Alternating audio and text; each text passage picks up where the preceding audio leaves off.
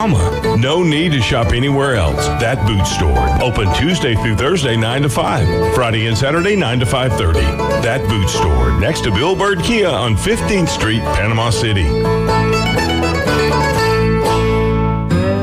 Chuck was terrible at fishing. He spent many frustrating hours attempting to get results he saw from internet videos, aggravating trial and error fishing trips, and misguided advice from well-intended friends. Chuck is happy now with his newfound success after he visited Bay Breeze Bait and Tackle, where we keep fishing fun, simple, and successful. See us soon at Bay Breeze Bait and Tackle, located directly off Highway 98 on the west end of Panama City Beach. Turf Pro Lawn and Pest Control. They take pride in caring for their customers' property by providing lawn and whole house pest control. Whether you have roaches or any other unwanted bugs in your home, Turf Pro has you covered. Or if your lawn needs weed control, fertilize, insect control, Turf Pro has you covered by providing custom treatments to meet your property's needs. No property is the same, so why should it be treated that way? Turf Pro, where the blue and yellow trucks make your lawn green. Call 850-890-5820. People join Walk MS to raise awareness and funds that change the world for everyone affected by multiple sclerosis. MS attacks the brain and spinal cord. It's the most common neurological disease leading to disability in young adults. Walk MS brings communities together, creating teams with friends, loved ones, and coworkers to rally around those we care about and end MS forever. Join us. Together we are stronger. Walk MS fundraising accelerates research breakthroughs and life-changing breakthroughs. It will take all of our passion, determination, and fundraising to end MS forever. Together, we can change the world for people with MS. Join us. Register today, start a team, and raise funds at walkms.org. WGSX Lynn Haven, WTOT, W271DN Mariana, WFLQ Port St. John, Paula Pesse, ESPN Northwest Florida. It's the next evolution of Sports Talk Radio. The biggest stories and the biggest reactions. Now. And now we're taking... With the first pick. This is the last ball you gotta bat. The Inside Drive. From college to the pros. Interviews with the newsmakers, sports betting, your phone calls, and more. And now, The Inside Drive with Ryan Mulvey. Broadcasting from the Bill Kramer Chevrolet Buick GMC and Kramer Marine Outdoor Studios on ESPN Northwest Florida.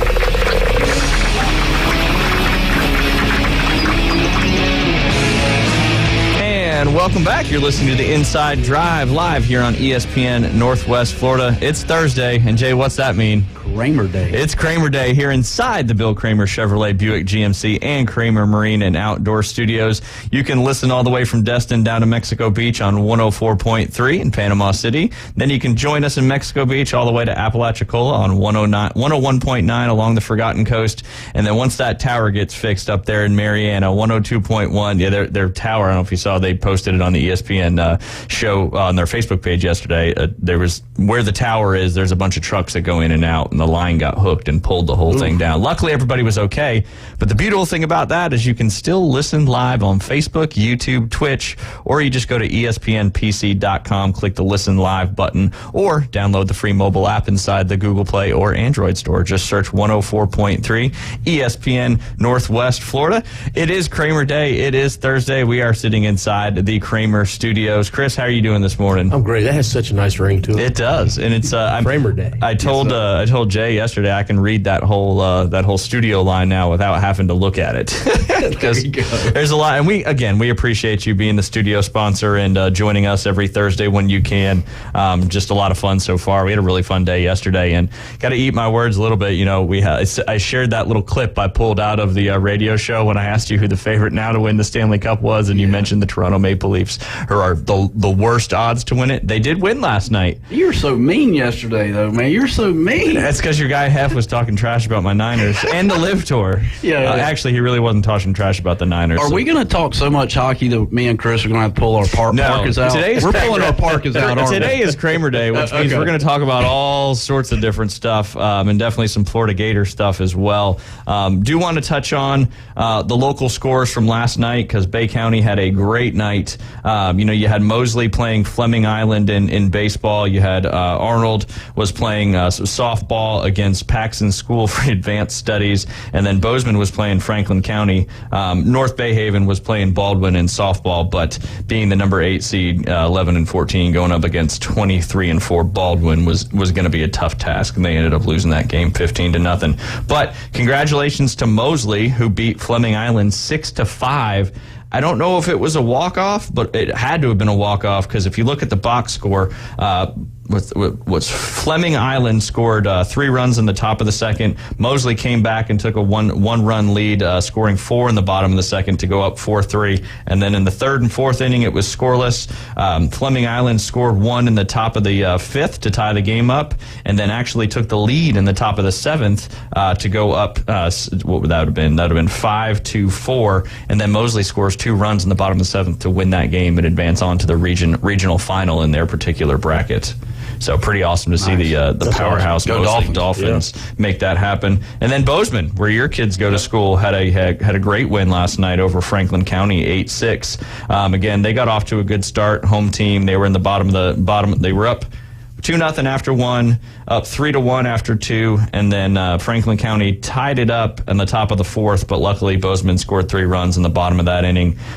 Franklin County added 3 more runs the rest of the game, but Bozeman scored 2 in the bottom of the sixth to win that game 8-6. So congratulations to Bozeman, Arnold softball, as well as Mosley baseball, moving on in their in the state playoff tournament, trying to bring home some more state championships here for Bay County. They got to wash those uniforms tonight because they're getting right back at it, right? They're getting right back at it. I know Friday is when Arnold and South Walton play. I want to say it's going to be on Saturday.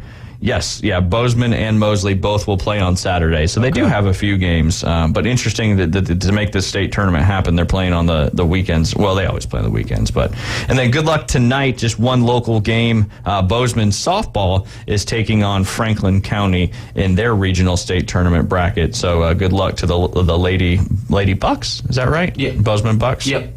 Cool. So good luck to them tonight. And then as you were just mentioning, we talked about yesterday, Arnold varsity baseball team won their game against West Florida. South Walton also won their game. They mercy ruled them. South Walton's got a really strong baseball team, but Arnold's got to play Baker County Friday night over there at Baker County. That's in Glen St. Mary, Florida.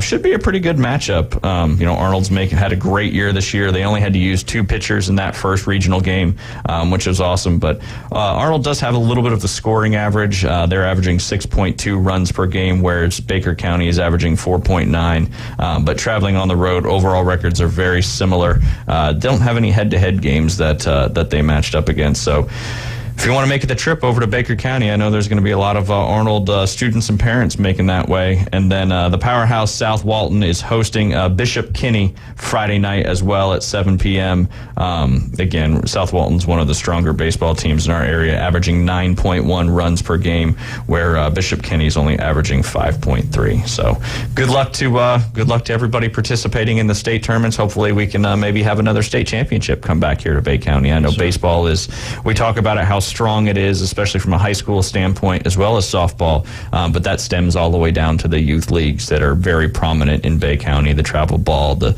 Bay County Inter-County League, which we'll talk a little bit about here shortly. And then don't forget, come out and see us at Bay Point Golf Club. We do have the Bay County Chamber of Commerce Golf Tournament tomorrow. It's going to be an 8:30 shotgun. If you're signed up, come on out. Breakfast starts at 7:30. Lunch will follow play. And I know, I don't know if you're playing in that tomorrow or not, Chris. Nope. But I know the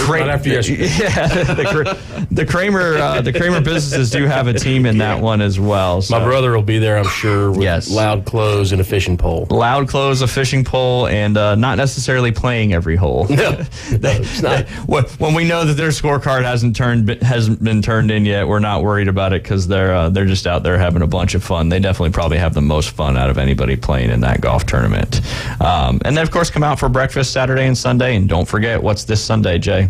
Mother's Day. So visit the local businesses, go set up some brunch, but don't forget about Mother's Day coming up. You're helping me out, Ryan. I've said it every day this week. I know, and then it just snowballs into the rest of my day. As I'm seeing people, and I'm seeing these kids, and I'm like, don't forget about your mother Sunday. Don't forget about your. That's it. It's important. It takes a village, and we all got to remind each other. That's right. For sure. But yeah, so Mother's Day coming up this Sunday, and of course the Bay Point Billfish Open. I was looking at the teams for the Bay Point Billfish Open, and I did notice that you have a team entered into that. Kramer Marine and Outdoor does have a team on this beautiful boat that I can see right here. And, you guys excited for that? We're stoked. What we lack in experience catching billfish, we make up in enthusiasm. Hey, enthusiasm can make those fish come. That's but for sure. That I'm thrilled. I know a lot of people are that the tournament's coming back, that it's not a catch and release tournament, which is, I think the last couple years that it was here, it was. But having those big fish brought in, I know you could take both sides of that, but from a crowd standpoint, it's just awesome. I'll never forget, this was 2001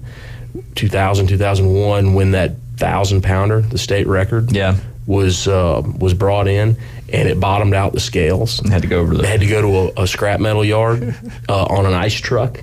And that fish was wheeled past me and the rest of the crowd, and my jaw dropped. It was unbelievable to see that. It's crazy that there's fish that big out there swimming around. And I think that record was actually broken a couple weekends later in a tournament out of Gulf Shores. Oh, man. Wow. I mean, you're fishing the same waters. You're fishing basically the same areas.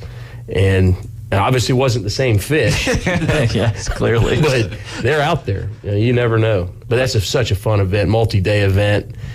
Big party along the docks. I just the image of all those battle wagons out there and all the chrome and all the gold reels and the lights, everything lit up. It's an awesome experience. Yes, and we're looking forward to it. Glad I have not lived here when they've had one, so I'm excited to experience my first billfish tournament. But as we talk about every day, that gets kicked off technically on June 27th, but June 28th is really when it gets going. It starts with the golf tournament we have there at the golf club. We're doing a scramble at 8:30 that morning, and then that afternoon, evening, you got the tournament check-in and registration, your mandatory captain's meeting, captain's banquet, and then the dock walk that starts at 5 and runs to 10 p.m. That's when public is invited to come out and attend that. And then there's also will be a private concert that evening for tournament attendees, sponsors, and all that good stuff. More information to come on that as we get a little bit closer. And then Thursday, June 29th is when it all gets kicked off. Everybody heads out to the Gulf at 9 a.m.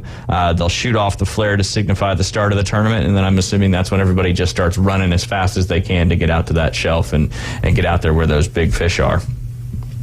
Yep, it's going to be awesome. I'm looking forward to it. And then if, like you said, the most exciting part for the public is from 4 to 8 p.m. on Friday afternoon as well as Saturday afternoon. That's when the tournament scales will be open and people will be coming in, bringing in those billfish to be weighed and all the fun stuff going on. And I think there's several categories, and you were talking about the state record fish. Jay, I'm going to put you on the spot again. Hopefully you can knock it out. What's that prize if somebody brings home that state record blue marlin? All right, so I'm already 1 for 1 because it's Kramer Day. That's so true. 1 for 1. You did So let's go 2 for 2. $2.5 million.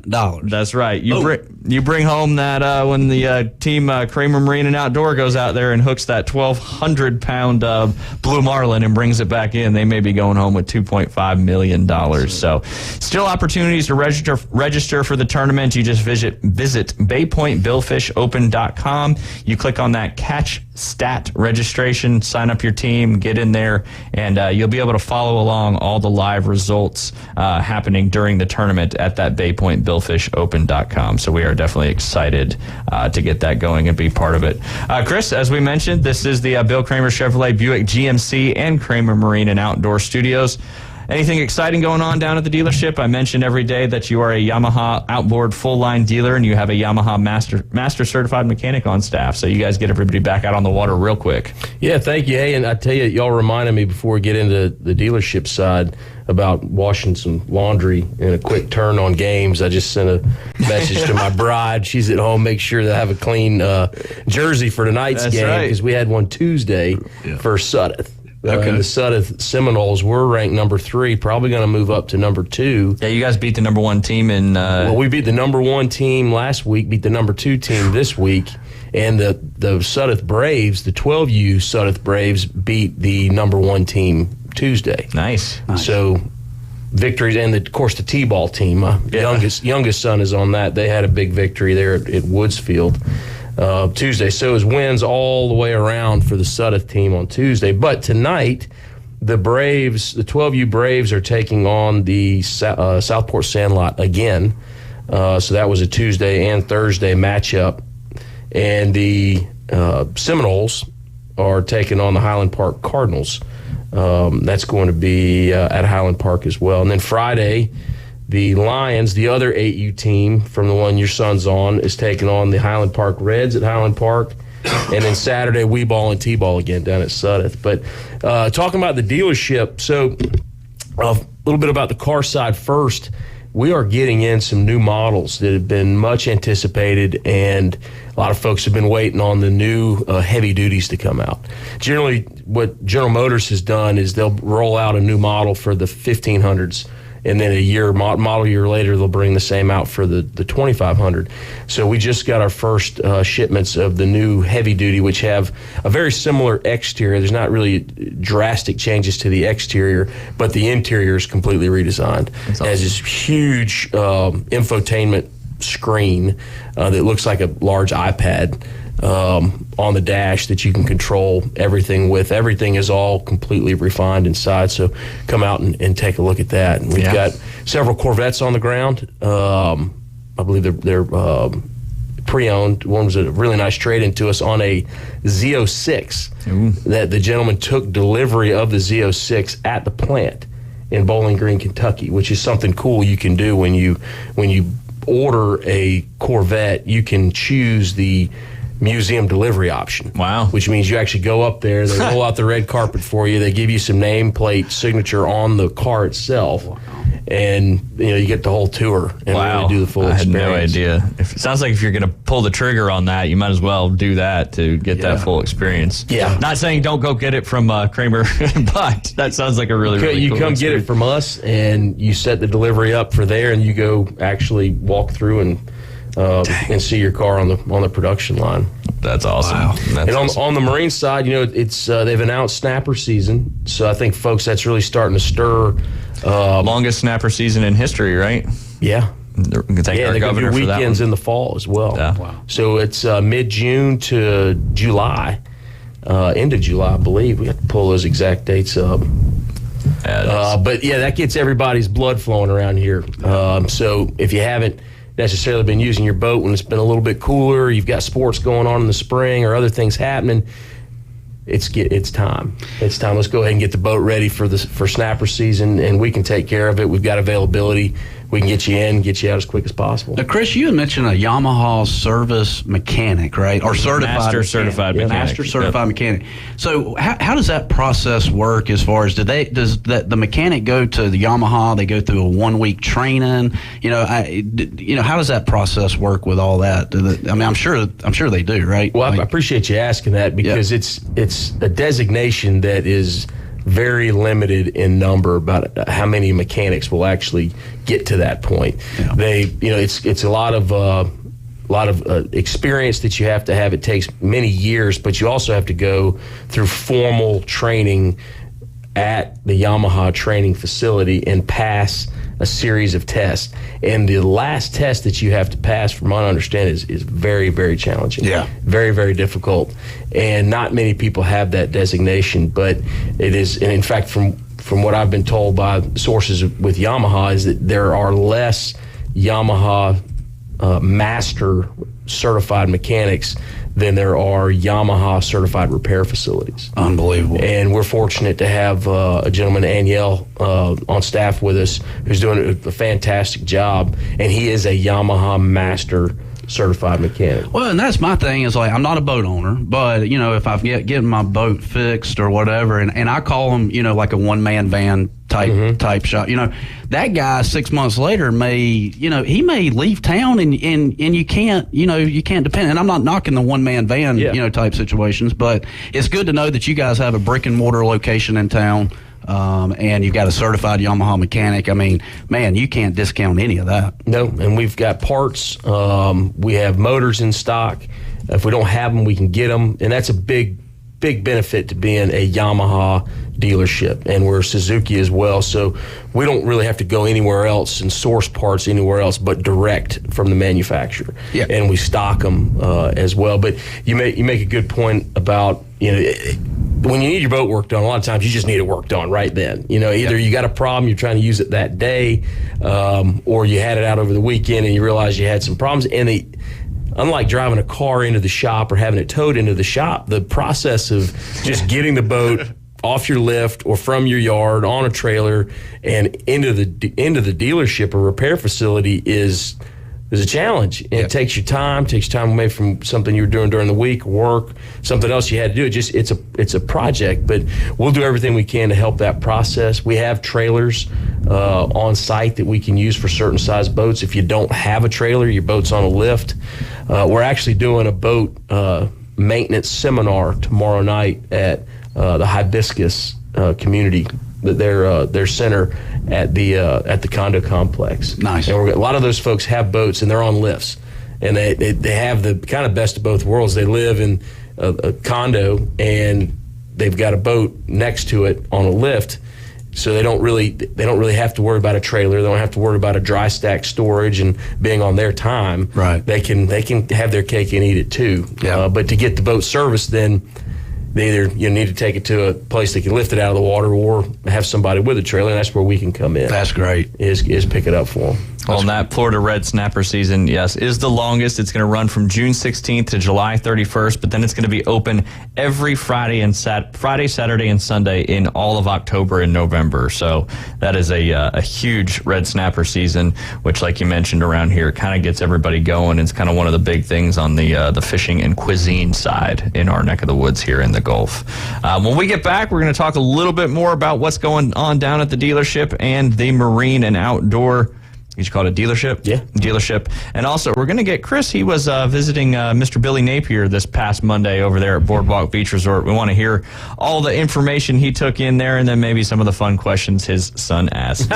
You are listening to the Inside Drive live here from the Bill Kramer Chevrolet, Buick GMC, and Kramer Marine and Outdoor Studios. You can listen live on 104.3 in Panama City, 101.9 along the Forgotten Coast, as well as 102.1 in Mariana, all the way up to Dothan. We'll be right back.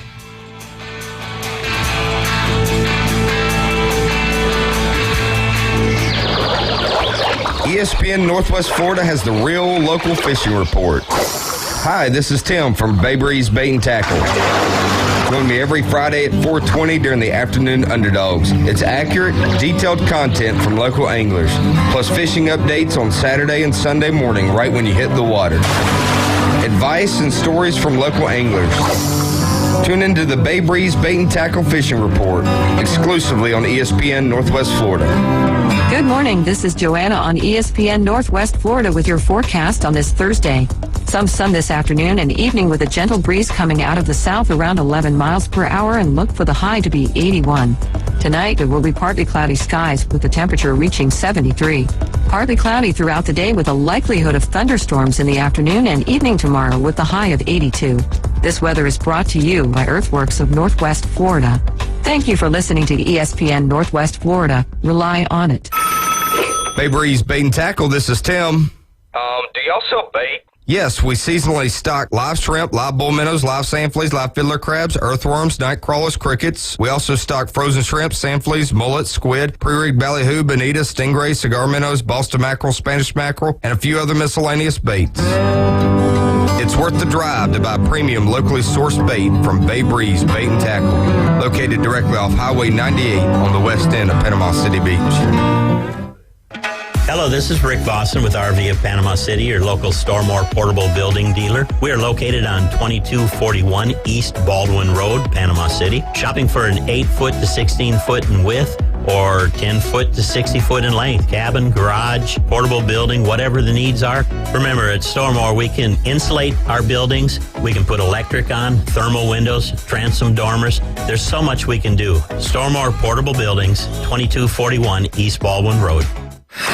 Coming in hot. So hot. It'll be a hot one, really hot. Goddamn.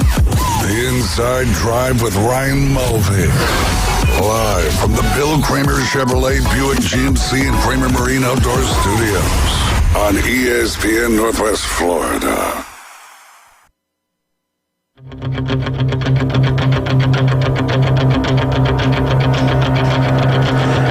This one run for a little bit, being the Auburn Tiger that I am, even though it is Kramer Day, and Florida is the big part of Kramer Day. Just think about that. Breaking it off. Oh, yeah.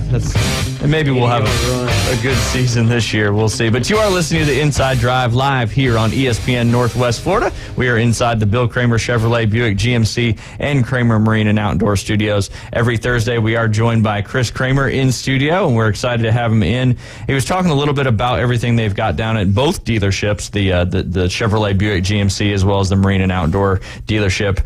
I wanted to ask a quick question. You guys sell Seabourn, Spider Boats, and Sundance. That kind of covers a broad spectrum of your kind of bay needs, Gulf needs, and all that kind of stuff. So just elaborate on that a little bit more. I'm kind of almost asking that for a selfish question, because as we get closer to be done with our house, I'm going to look to put something on that lift eventually, but it's got to be something that sits very high up on that water. Waterfront house ain't the same without a boat behind it. That's true. Now we can't. It's like a truck without a boat behind it. That's right. That's right. You gotta. If you got a truck, you got a boat. You got to have a truck to pull it. Might as well be a Chevy. That's right. There's a song about that. I think there is. Damn good one. Yes, absolutely. Very catchy.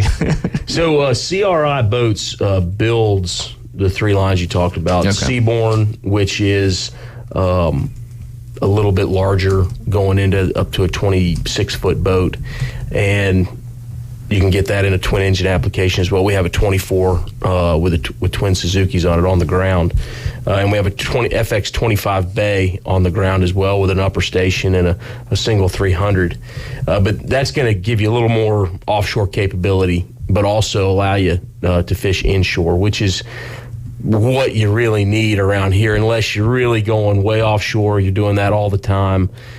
Something that on a calm day you can go 15, 20, 30 miles if you want to and feel confident. Of course, I grew up running our 19-foot cobia with a single 150 on the back, for a lot further than I should, without really any consideration for how much fuel I had. That's how you learn. Yeah, but things change over time. But so we've got the Seabourn line, Sundance, which is an awesome way to get out on the water. And it's about the most, I would say, affordably, reasonably priced, nice boat that you up to 10 folks on the 22-footer that we've got can get out and enjoy a day on the water. And you can equip those with up to a 150 Yamaha. We've got two on the ground that have 115 Yamahas. But you can deck that out with a trolling motor and have the spot lock where you just drop it over, push a button, and holds you right on the spot. Power poles. You can put one of those on the back. You pull up to the island, or you're on a grass flat and you like where you're at, and you push a button, and the power pole pokes right into the ground, holds you right there for total boat control, which we're a power pole dealer. We're a Minn Kota dealer.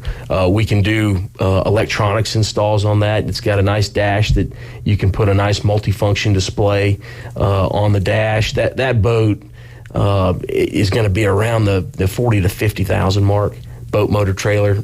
And then you can deck it out from there with whatever you want. But you'd be hard-pressed to find a new boat of that size and that capability and that nice for that price range. Yeah, absolutely. I was looking at it on, and you can visit KramerMarineandIndoor.com to see all their inventory. I was looking at that boat while you were talking about it, and that's the first thing I noticed. I was like, wow, under $50,000 for that bad boy? Beth, if you're listening, there it is. You got to finish the house first. And we've got a flats boat that they build as well called a Spider, which is, again, a very reasonably priced flats boat, you can spend $70,000, $80,000 on a sub 20-foot flats boat, and this one's south of 60, pretty well decked out. Would you consider it a kind of a repair market right now or a replacement market? Just is it trending? What's trending? That's a great question. And repowers, I think the market for repowers right now is stronger than ever, and it's twofold. One, the availability of the product wasn't there, for almost 2 years. Yeah. They had shipment issues getting motors. Most motors are built overseas, and then they're shipped in containers here, and the shipping logistics were an issue. So there weren't many motors to be had, so you had a backlog. But then the cost to replace your boat, if you want to buy a new boat, it's expensive. Yeah. It can get 6 figures pretty quick. Ooh, very quick, yes. So, you're looking at, the difference between putting a new 150 or a new 200 or a new 300 and on a boat that was well built, that all its little idiosyncrasies. It's been your boat for a long time, or you got to sell that boat for pennies of what you feel like it's worth, but you can put a nice brand new engine on the back of it and extend the life of that boat. So a lot of people are choosing to go the repower route versus spend 6 figures and buy a new one. Yeah. We're seeing more in our line. Granted, we've been in the business now for a year, but it's almost twice what we anticipated on the repower side.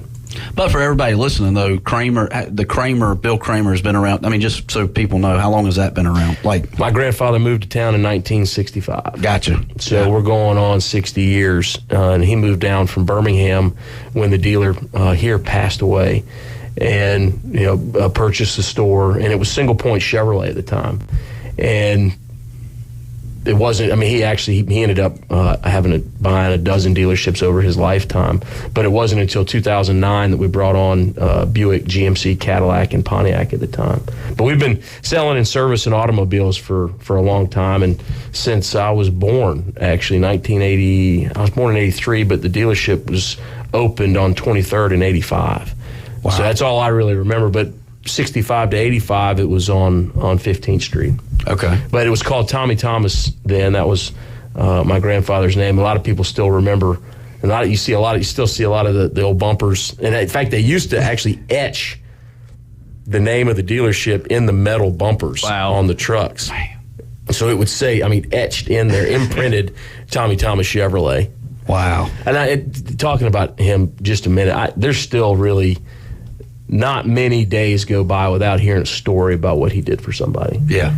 And maybe it was that and they didn't know it, but he may have signed recourse on the loan for them. Yeah. With the bank. Wow. And they got the car. They may not have known what he did. He wasn't on the title to it, but back then you only had one bank. It was GMAC that you dealt with, and he would pick up the phone and tell them, "Look, I'll sign for these folks."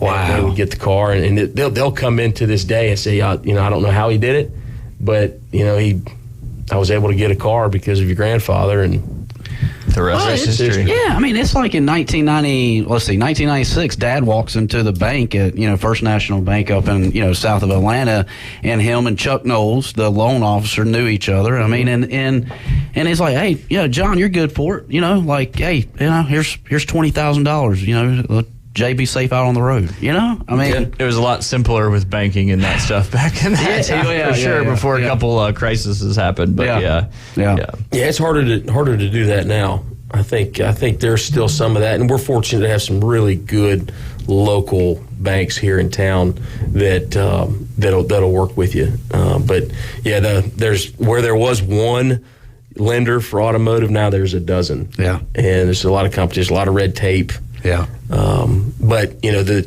lesson that I picked up from what some of these stories is that people never forget what little things you may do, what may seem menial or small, and what your decision to do that may have a profound effect on somebody, just like you teaching in the. I don't want to steal any thunder.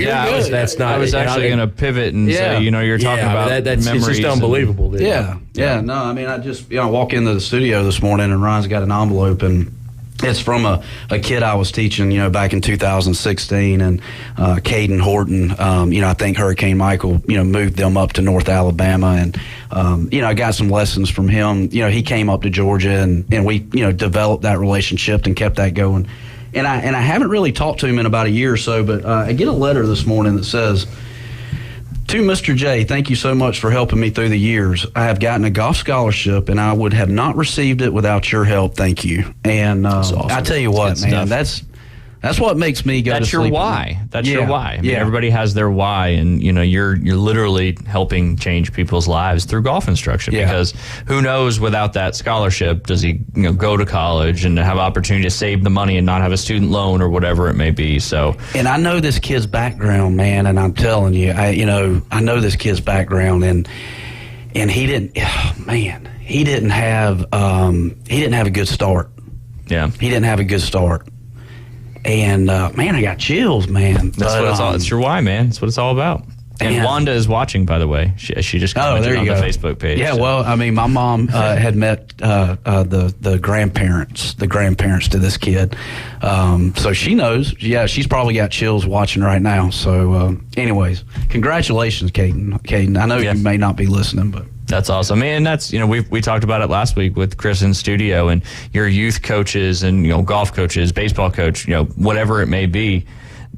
Those people have such an impact on your life at a young age when you're learning all this stuff and absorbing it. And it's stuff you don't forget, and that's a testament to not forgetting how you got to where you got to. And when you're able to touch kids' lives on their way up and to see them be successful and go on to get college scholarships and stuff like that, if that doesn't get you going, I don't know what does. Yeah, it's pretty cool. It's pretty cool, but I don't take any credit for it, man. I don't. I'm just a vehicle. I'm using the word vehicle, but I'm just a vehicle to that. And so yeah.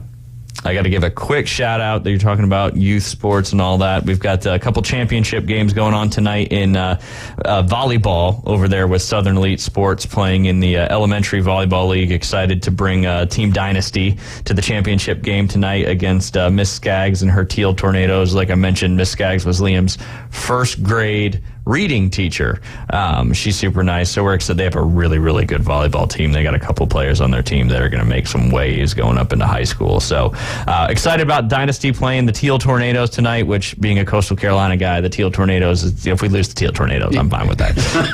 And then, of course, we've got the Suns middle school team. We're competing in the lower championship game tonight at 7:30. And then good luck to, I believe it's the Wildcats and the Underdogs that are competing in the upper bracket championship game. And I watched a little bit about a couple of those semifinal games when we were in between games last week. I mean, you're talking about some serious good volleyball being played. Yeah. I'm so impressed. We had our first league in the fall ever for recreational volleyball in Bay County. I mean, there's club teams and travel volleyball and all that stuff. The competition was good, but then to see what it went from in the fall to this spring, each league doubled in the amount of teams, and the competition is just fierce, and it's awesome.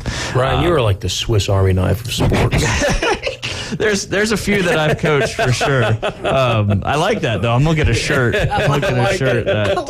I've done soccer, what's today? Flag football, volleyball, help out a little bit with baseball. Yeah. Hey, we haven't even dived into all of his teams that he roots for. I mean, dude, it's Northeast, Southeast. I've been all over the place. Yeah, I know, right? And there's a connection to every one of them. There is. That's a whole nother show in itself. But good luck to that. I do want to announce we are going to do a giveaway. It's called Rudu. It's coming up this weekend. Check their website out. It's ROUXDOUX. It's a great music experience. You're going to have music and cuisine embracing the flavors of modern New Orleans. You've got Anders Osborne, Jay and the Causeways, Dave Jordan and the NIA, the Iceman Special, and Delphonic. Gates open at 12. And I've got 2 tickets here that we're going to give away later on today. So make sure you're listening and tune in. We're going to take a caller and give away those tickets for sure. So if you're interested in that event, just check out their website. It's ROUXDOUX.com. You got to throw that X on when it's Cajun. So a lot of great food, a lot of great music. It's going to be right there in Panama City, right in the heart of, right over there by the old marina, the old Civic Center, but the new Indigo Hotel and the new St. Joe restaurant over there that I forget the name of off the top of my head, but we'll make some stuff happen. So stay tuned for that. We're going to give away a couple of those tickets later on in the show. Chris, will probably bleed over into the next segment, but we were talking about in the previous segment, Billy Napier was in town, didn't have a chance to go over. He was at Boardwalk Beach Resort. There was an opportunity for us at ESPN Radio to go over and do interviews, but happened to have a volleyball game that I had to coach at that same time. So, but you were there. You heard all the things he said, but tell us again, we'll carry it over into the next segment. But one of your sons had an awesome question that he asked Coach Napier. Yeah, and let me maybe we'll save that for the next perfect segment. But I'll tell you, when Napier took the job, I didn't know who he was, honestly. I hadn't heard much of him. I knew quickly, where he came from and some of his background, but I took the time to watch a lot of his press conferences because I am a Gator grad, Gator fan, love going, want to see our team do well. More importantly, just want to see them play the game the way I think it should be played and kind of compose themselves the way you would think your university should, or any team. You want people to, to at the end of the games, you want them to go cheer with the band and sing with the band. You want them to shake hands appropriately. You want them to play hard throughout the whole game, which some of that stuff we really didn't see throughout the years. But watching his press conferences, I saw somebody and I heard a lot of things that I've studied in business and that I've heard from coaches like Saban when you talk about process and plan. And the way he talked, the mannerisms, it was all well thought out. It comes from somebody, it seemed to come from somebody that was very confident in what they were doing, that had studied the history behind all of what they were putting out and had a process and had it dialed in, maybe not necessarily every circumstance, but this is what we're going to do, and this is when we're going to do it, and this is how we're going to do it, and we're going to put people into this that fit these certain criteria. And meeting him, getting to shake his hand, and then listening to him in person, everything lined up with what I saw in those press conferences, what we saw last year on the field. That I think he's as genuine as they come. Yeah. I think he's a God-fearing Christian. I think he's a family man. He was first to point that out. But it's tough to separate wins and losses from the team and how you feel about the team. And it'd be easy to throw stones. We lost some close ones, but no matter what happens, wins or losses, I think we've got a great leader and a great executive in that role, and I hope that the players that they bring in will buy in. Yeah. And that's and talking about the people as a leader of an organization, as an executive, your primary role is to surround yourself with good people. That's right. And people that are better than you. Yeah. And people that you cast the vision, and then they can execute on that. And having some being poached to the NFL already in 1 year is a good sign. Yeah, it's tough because as the executive, as the leader, now you got to plug that hole, and you got to be thinking 3 steps ahead. You got to be playing chess when other people may be playing checkers. Yep. And you got to have somebody ready and waiting in the wings. And he's replaced with the defensive coordinator that he's replaced Tony with. I think's got a lot of potential, a lot of promise. Young guy. I mean, kind of, you could look at that maybe as a Hail Mary toss to bring that guy in, but I think he was one of the guys that he had, in his wings, maybe a little bit premature to bring him, but very impressed with Napier as a human being. Now, is there a former UF coach that he's kind of resembling to you a little bit in years past, or because it sounds like he's a good foundation coach. I tell you, just in all honesty here, I was not a Gator fan growing up. Okay, I was actually a Seminole fan growing up. Or I was a any Bobby coach. Bowden. Or any coach. I was a Bobby Bowden fan. There you go. Yeah. And he resembles that kind of executive style where you've got a lot of coaches that ended up coaching their own teams beyond that.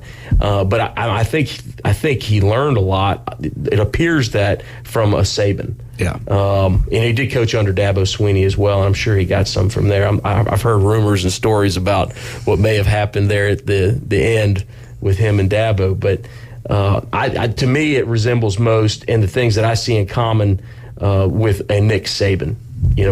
Which obviously his process is proving to be very successful. Yeah, get the right people on the bus. That's right. In the right seats, the wrong people off, and then you can move forward. And then you win championships. So it's definitely the process. You're listening to the Inside Drive live here on ESPN Northwest Florida. When we get back, we're going to talk more with Chris Kramer about the Florida Gators and the Billy Napier press conference. We'll be right back.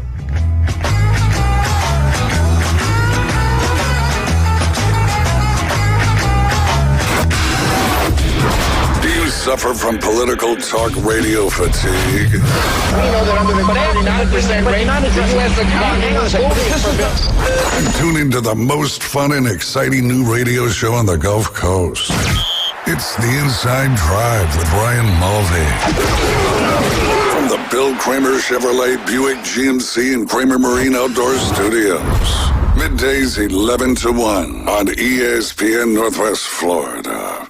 PCB Hobby, the beach's premier hobby store for sports cards, comics, coins, and trading card games. PCB Hobby carries the largest selection of boxes and packs from the latest releases of brands like Topps, Panini, Leaf, and more. Looking for a specific player or team? PCB Hobby has a wide assortment of raw and graded cards. They carry parallel rookie, game used, and autographed cards in both modern and vintage. Have a collection you want to sell? We buy, sell, and trade. PCB Hobby on Back Beach Road, just east of Florida Linen. Call 850-320-8388.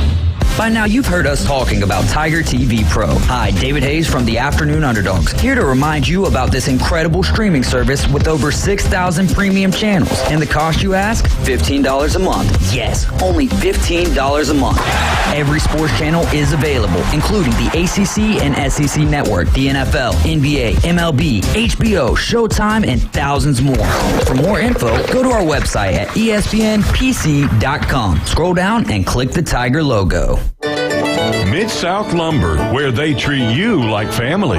Locally owned and serving the residents of Bay County for over 45 years. See Mid-South Lumber for all of your DIY projects, including windows, doors, siding, lumber, and millwork. Are you building a new home? Bring your contractor in to Mid-South Lumber and meet with a member of their sales team to discuss your framing, siding, windows, and doors. Mid-South Lumber, the biggest little lumber yard in Panama City. And now, the Inside Drive with Ryan Mulvey. We're going to have a talk. Tell me what you know. Broadcasting from the Bill Kramer Chevrolet Buick GMC and Kramer Marine Outdoor Studios. It's a frantic noise. ESPN, Northwest Florida.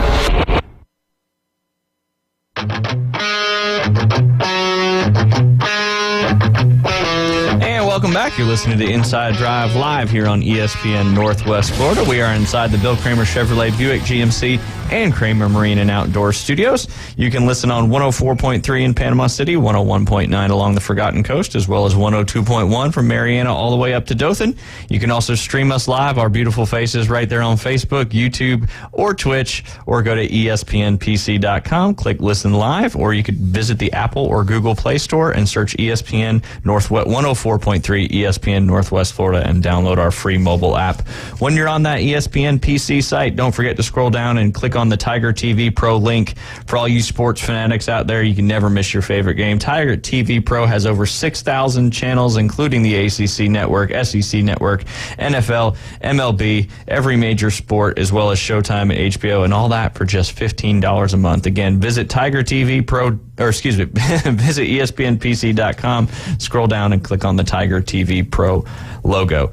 Chris, we were talking about Billy Napier, and you're talking about the process, and that's kind of how Saban treated it. He's the executive, the CEO of the company, and putting all the right people in charge of the right departments, and that's how you're definitely successful. But I want to hear a little bit more about the press conference and some of the questions that were asked. So tell us our listeners a little bit about what went down Monday evening. So there were the number I heard was about 270 as far as people in attendance, which was bigger than the recent one in South Florida, in Sarasota. So you got a very loyal, rabid group of Gator fans in the Panhandle.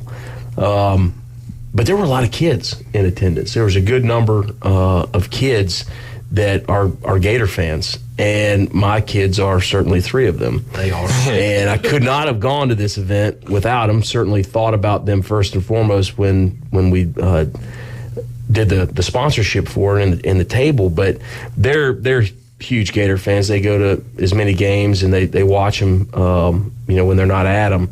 But my oldest son, he takes it to another level. And it's, I was pretty into sports growing up. I could tell you the Braves, I could tell you the batting lineup, I could tell you all that. But he's able to soak that in. He's able to process it, make his own decisions about what he thinks should be going on. I love it. And so then fun. he's able to articulate it. Yeah. And so he had his chance to really articulate it the other night.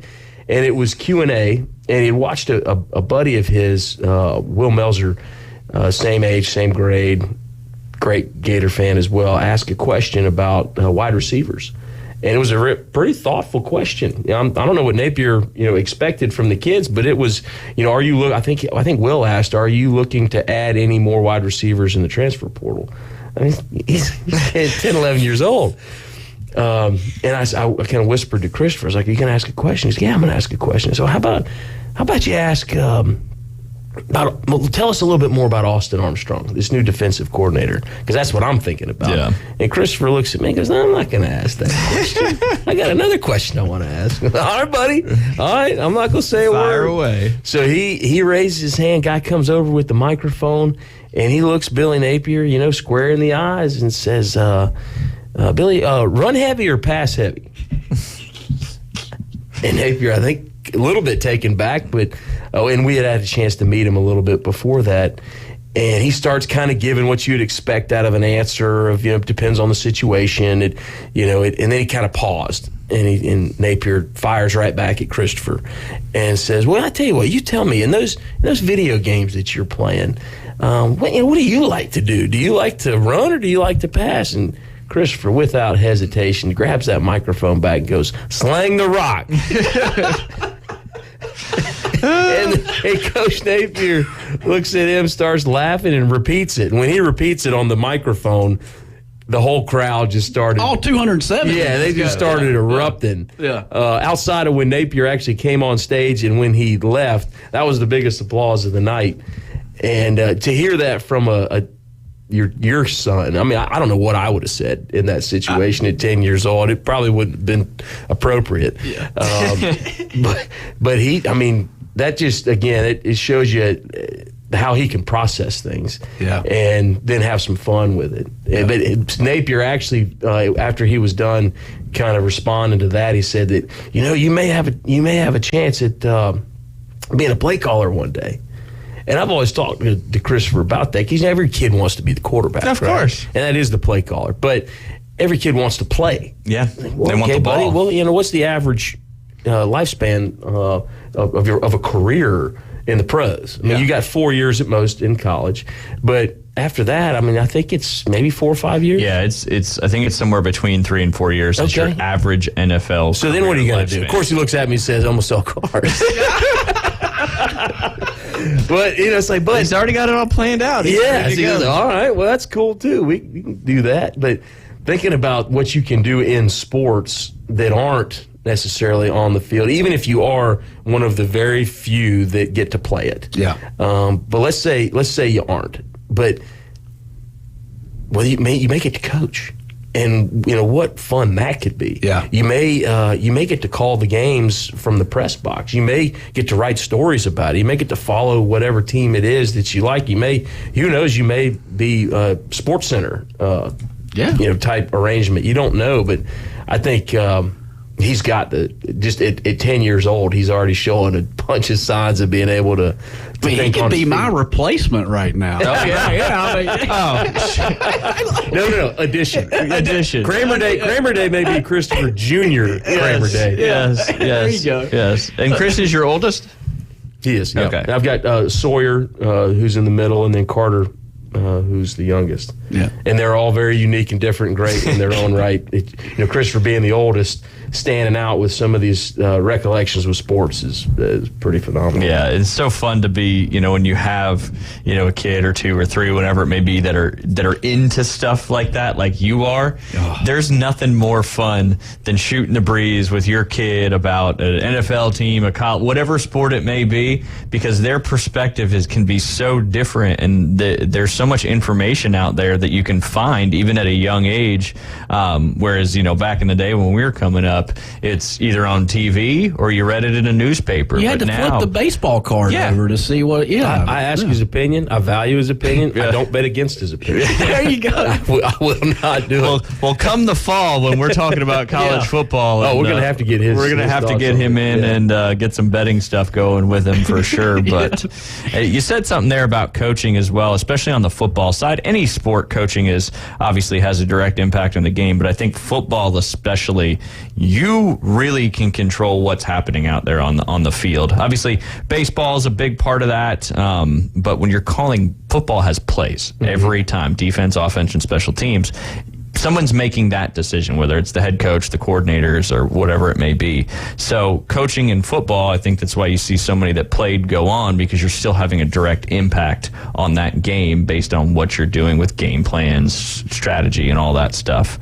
Whereas I think most of the other major sports, coaching is obviously huge and important, but there's not plays being called every time that whistle's blown. Yeah. Yeah. So there you go. He's got the potential coaching bug if not going into a player. Yeah, he's been bitten big time by that. Yeah. Well, and to have that opportunity to speak to the head coach at Florida at a press conference right here in Panama City Beach is pretty special, because I know the Gator contingency is big around here, and the Gator Club is always rocking and ready to go. Where's I should know this, but where's, like, on Saturdays, where's the Gator Club going to watch football games? I don't think they've decided yet. Okay, year. It's on the docket.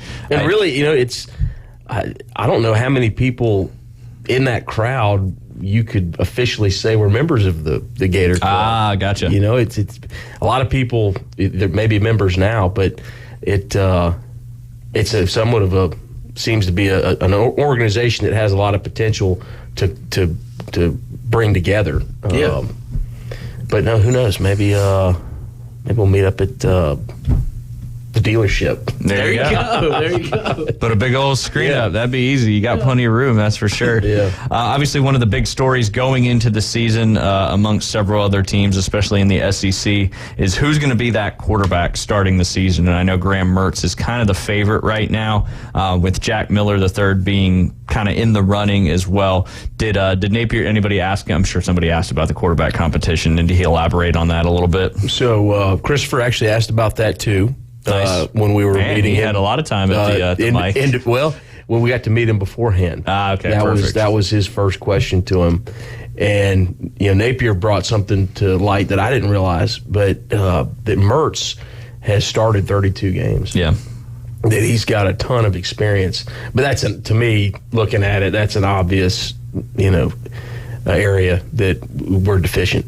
Yeah, and quarterback. It's kind of crazy. The last several years, especially in the SEC, you knew who the quarterback at Alabama was. You knew who it was at Florida. Even Ohio State, you knew who the quarterback. You knew who the quarterback at Georgia was. And now you've got Alabama, Florida, all these teams, Georgia, that, have Auburn, that's a whole different story, but I think they found their guy from Michigan State now. But they all have questions at who's starting that week 1 at quarterback. All really good players, but it's crazy how we had a couple years there of some definite know who those quarterbacks are going to be, and then all of a sudden, some of these big time programs are trying to figure that out. But that's part of the battle, especially with the transfer portal, which is now closed, and there's still a lot of people out there that can be picked up. And, well, not to put them too high up, but you got to be good. You got to feel confident about the Seminoles with who they have quarterback. Florida State, there's no questions. That's for sure. I mean, he's a top 5 Heisman contender. Yeah. That's they're going to look pretty good this year. Florida State, this is a year that they could make some serious waves in potentially a college football playoff contender. It's going to have to go through Clemson, though, that's for sure. And, Linda Masker, our controller out there at Bay Point, she's a Clemson alum. She ran track for Clemson. Oh, wow. I won't date her, but she's a huge Clemson fan. And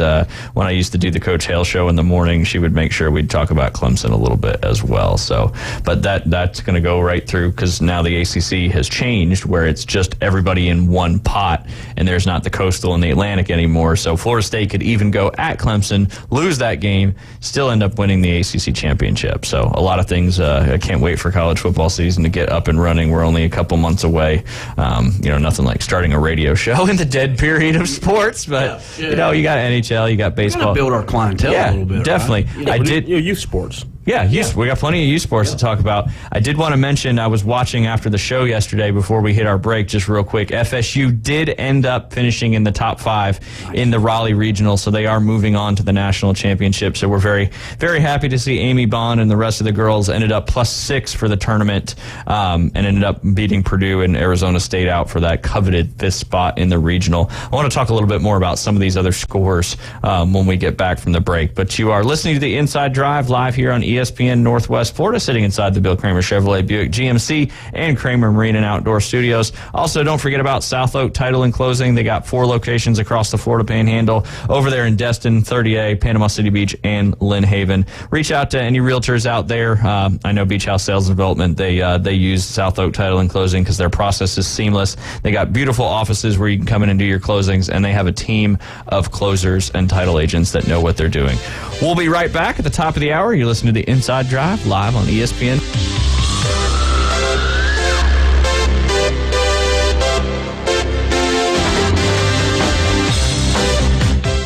104.3 ESPN Northwest Florida. Hey troops, Coach Manley from the Coach James Hale Morning Show. Now you can take me with you everywhere you go with the new app from ESPN Northwest Florida. We're going everywhere together. Tyndall Credit Union drive-through window. Hitting the links at the Sunny Hills Golf Course. Whoops, sorry there, buddy, didn't mean to hit you that. Testing the margaritas at Los Angeles. That's my best job.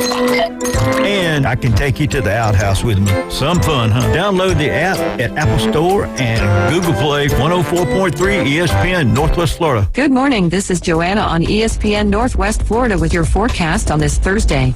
Some sun this afternoon and evening with a gentle breeze coming out of the south around 11 miles per hour, and look for the high to be 81. Tonight, it will be partly cloudy skies with the temperature reaching 73. Partly cloudy throughout the day with a likelihood of thunderstorms in the afternoon and evening tomorrow with the high of 82.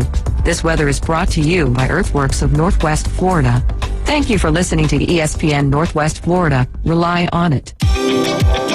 Hey folks, Chris Kramer with Bill Kramer GM. And the best place to listen to the Inside Drive with Ryan Mulvey is inside a brand new vehicle from Bill Kramer GM. And I want you to know we've got 10 times the amount of inventory on the ground as we did this time last year, and darn near all of them are discounted. So shop us online at BillKramerGM.com or visit us the corner of Frankfurt and 23rd. We'll make it easy and take great care of you. WGSX Lynn Haven, WTOT, W271DM Mariana, WVLQ Port St. John, Paula FC, ESPN Northwest Florida. By now, you've heard us talking about Tiger TV Pro. Hi, David Hayes from the Afternoon Underdogs, here to remind you about this incredible streaming service with over 6,000 premium channels. And the cost, you ask? $15 a month. Yes, only $15 a month. Every sports channel is available, including the ACC and SEC network, the NFL, NBA, MLB, HBO, Showtime, and thousands more. For more info, go to our website at espnpc.com. Scroll down and click the Tiger logo.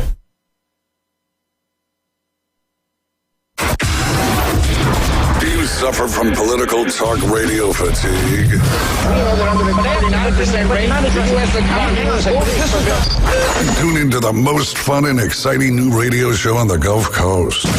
It's The Inside Drive with Ryan Mulvey. From the Bill Kramer Chevrolet Buick GMC and Kramer Marine Outdoor Studios on ESPN Northwest Florida. All right, Jay, it's that time. We switched from the morning to the afternoon here in Panama City Beach. Beautiful weather out there again today. The humidity's starting to get up, which is good. It's good for golf. Why is it good for golf? Ball goes further. That's right. Yes, You're 3 for 3 today. I'm excited. And I will mention really quickly, we put you on the spot yesterday about Stanley Cup odds and winnings, and you happen to mention the Toronto Maple Leafs. But guess what happened last night? The Maple Leafs won 2-1. They won 2. Look at you knowing what the score was. I'm so proud of you. Yeah. But now they cut that series to 3-1. I don't know if there's ever been an NHL team that's came back from 3-0. I know the Devils came back against the Flyers many years ago, down 3-1. Can I pie you in the face if the Maple Leafs come back and win this series and go on to win the Cup, we will have whatever you want to do in the studio, because that would be an absolute miracle. That is for sure. I have found it 4 teams in NHL Stanley Cup playoff history have come back from a 3-0 deficit.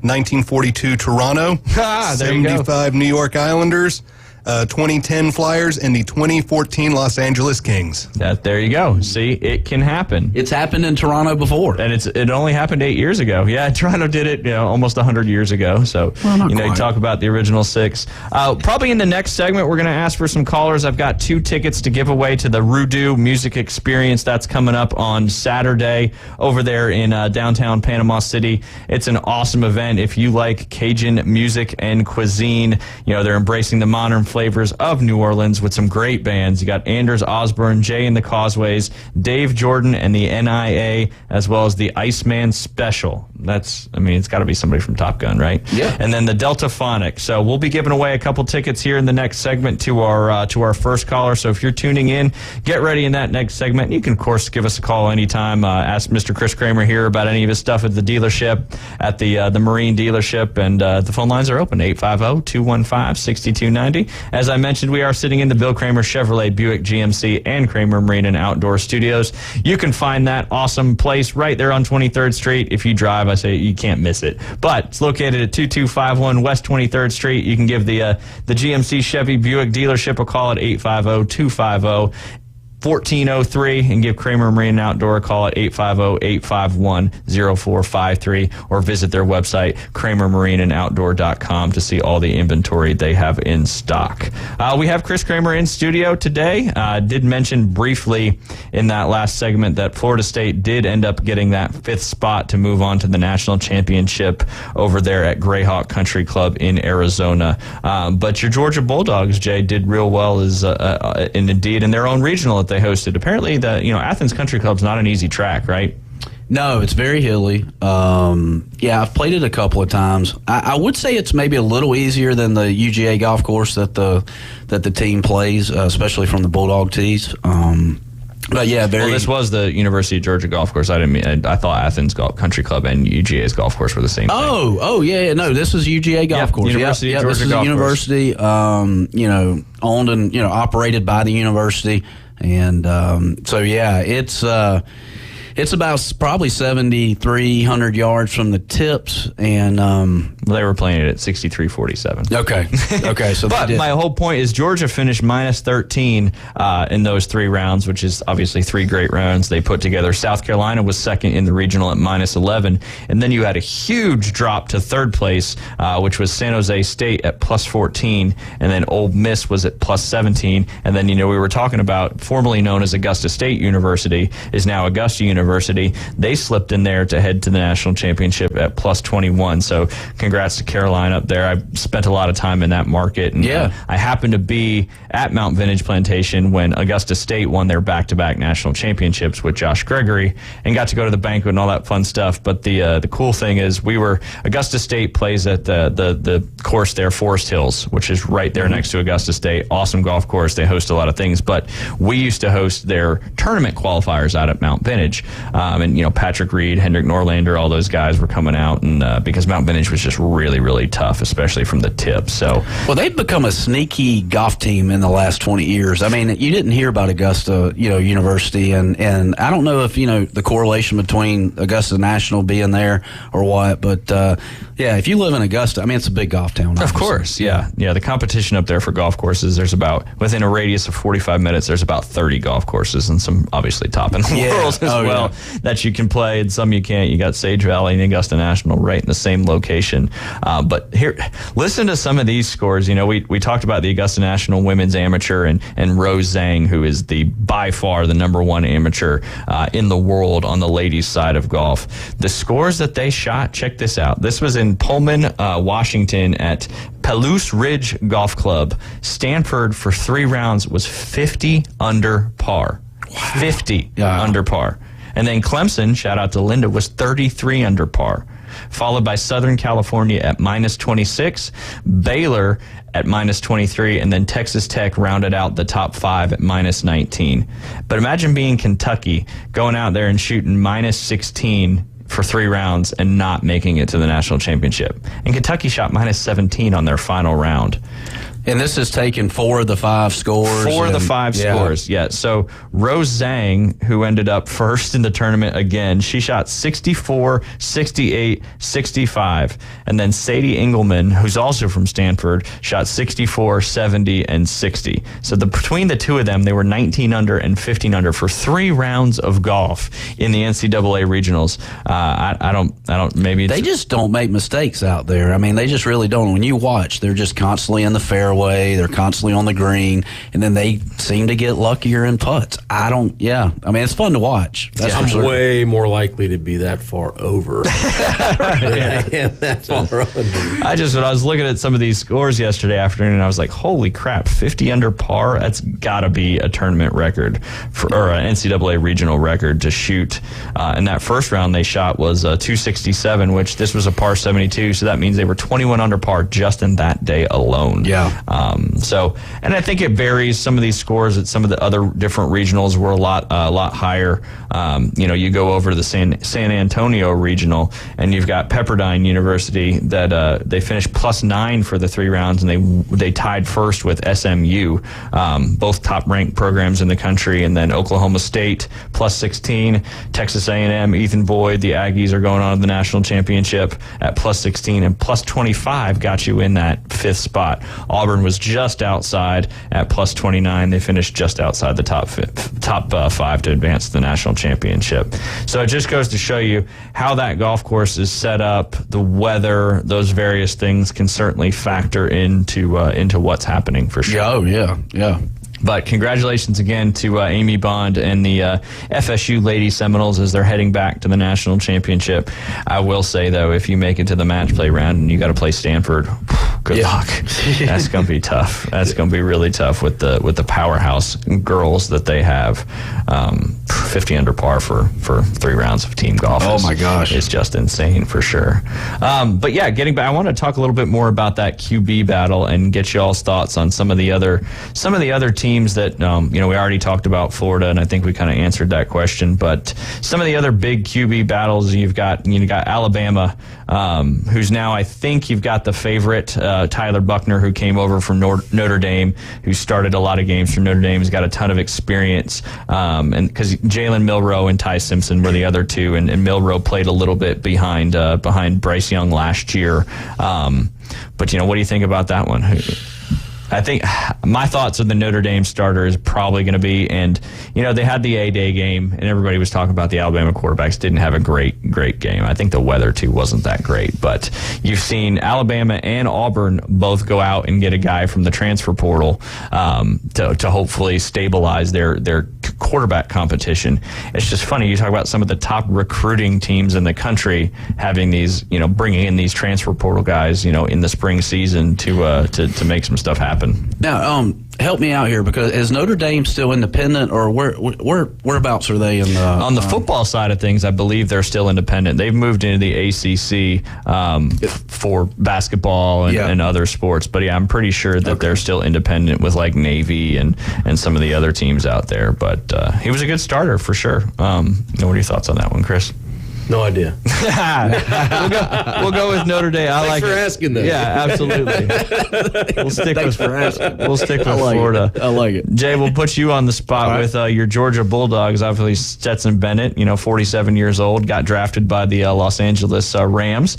So that was a little bit of a surprise to some people. But who you think's coming? You've got two guys coming up, Carson Beck and Brock Vandagriff, who have been on the roster for a little while. Carson Beck's definitely the favorite to land that starting role.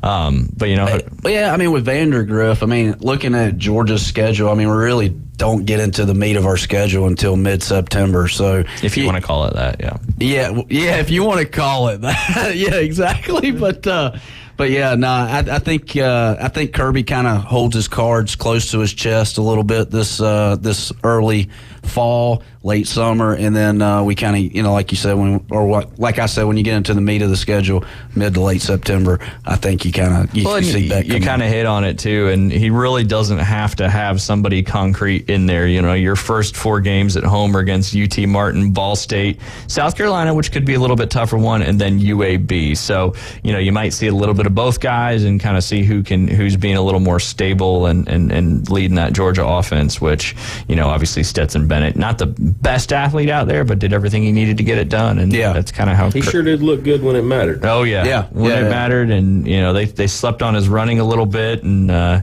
he always delivered the ball where it needed to go. So is he gonna be able to make it in the pros? Who? Stetson Bennett. Oh, that's a good question. Oh my gosh, that's a really, really good question, because a lot of people thought he might not have been drafted, and then he was taken by the Rams, I think, in the 3rd round, maybe the 4th round, which is behind Stafford, another Georgia guy. Yeah, at least they're not on Philadelphia, right? But yeah, I think behind Stafford, he might be able to learn a little bit. My only question with Bennett on the NFL is how quick he can make decisions, because it's a whole nother ballgame in the NFL. And he had such a great offensive line and knew that if he made mistakes, you had an unbelievable defense to bail him out. Now he's going on to a rebuilding Rams team who's got a great defense but lost a lot of key people. So they're definitely going to be hurting in the NFC West for a little while. But if he can learn from Stafford and pick up the speed of not that the college games he was playing, the speed wasn't as good, but when you're playing against the best of the best in their respective positions week in and week out, you've got to be able to make decisions quickly. But obviously they saw something in him, and I hope he does. I hope he maybe lands a starter role at some point and does well. I think Stafford's probably only got a couple years left. He's been fighting that shoulder pretty good. He got his Super Bowl. That's why he came over to the Rams and made that happen. And it could be an emotional decision that Los Angeles decided to go with him, just from a Georgia standpoint. But when you're talking about front office personnel in the NFL, don't you think it's pretty stats driven with that? You think it's non-emotional, right? You would think there would be a lot of stats. What's your thoughts on that? It may have been this show that I was listening to last week, but I think somebody pointed out that if you just took the best player, like if it didn't matter maybe necessarily what you exactly needed, but who is the best player remaining in the draft, that your odds of having success with your team, it's much better. Yeah. Not necessarily just trying to pin it into, I need a tight end. Well, there's a quarterback that's by far the best player to pick on that draft pick. Go ahead and pick him. Right. Yeah, I think you even saw that a little bit with some of those interesting picks in the first round. Bijan Robinson, we've talked about with the Atlanta Falcons, taking him in the 9th pick, and Jalen Carter was still on the board at that time, I believe. So I think there's some emotion that plays into it, but the wealth of information that is out there now for these guys, the coordinators, the analysts, there's just so much information you can jumble up and spit out all these numbers and stuff. But not always the analytics are going to give you the 100% answer of what it could look like, because there's some human variables in that too. Moving on to the Ohio State Buckeyes. C.J. Stroud obviously went to the Houston Texans with the second pick in the draft this past year. So now they've got Kyle McCord and Devin Brown. I'm kind of with you, Chris. I don't know a whole lot about these two guys. I know Jim Brandt, who's on the morning show, is a big Buckeye, as well as Jason Kowaleski, and they could speak to this a lot more. But they both had... They're invited in here? Believe it or not, they're even allowed to come in on the Coach James Hale show, with the heavy Alabama show that is. But the both quarterbacks shared first-team reps in the spring game, but neither one of them showed enough separation to be named a starter. But Brown, he missed the spring game. He underwent a procedure on his finger and his throwing hand. So right now, McCord's kind of the leader in the clubhouse, so to speak, with a mediocre performance there in the spring game. Let's see if we can. Let's jump into tennis. Go ahead. Well, I was just going to say, I think as Ohio State, I mean, you got to start working on your O-line a little bit, because if you're going to end up with an SEC team, later on into the playoffs, I mean, I think you don't worry about your quarterback. You worry about your O-line, especially if you want to try to make it deep into the playoffs this year. Well, and this will be is this the first year? No, this is the last year of the 4 teams, and then we move into the 12 teams next season. Yeah. Let's talk about another SEC East team. We got a Gator and a Georgia Bulldog in here. What about those Tennessee Volunteers? I think this one's an easy one. You've got Joel Milton. That's a cuss word. Yeah, that is.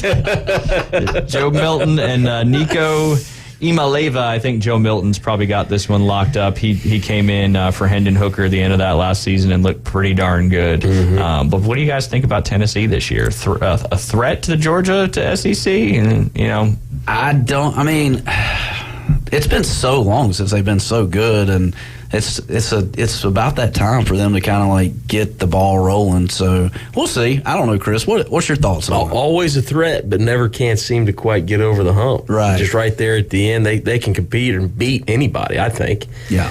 But they just fourth quarter.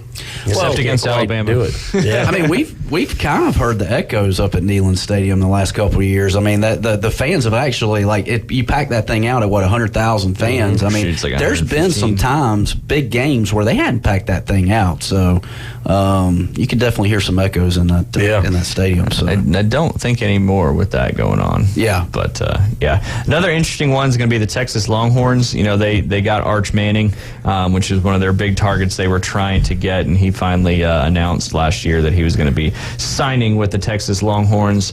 But you got Quentin Ewers, who is a sophomore. He had a great start last year. He got hurt.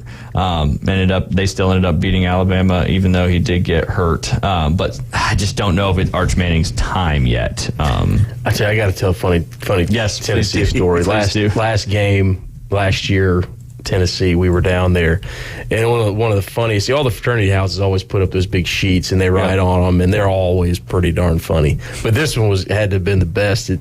It said, "Your mother is the only 10 I see." Yeah, that's pretty good. That's pretty good. That is definitely a one for sure.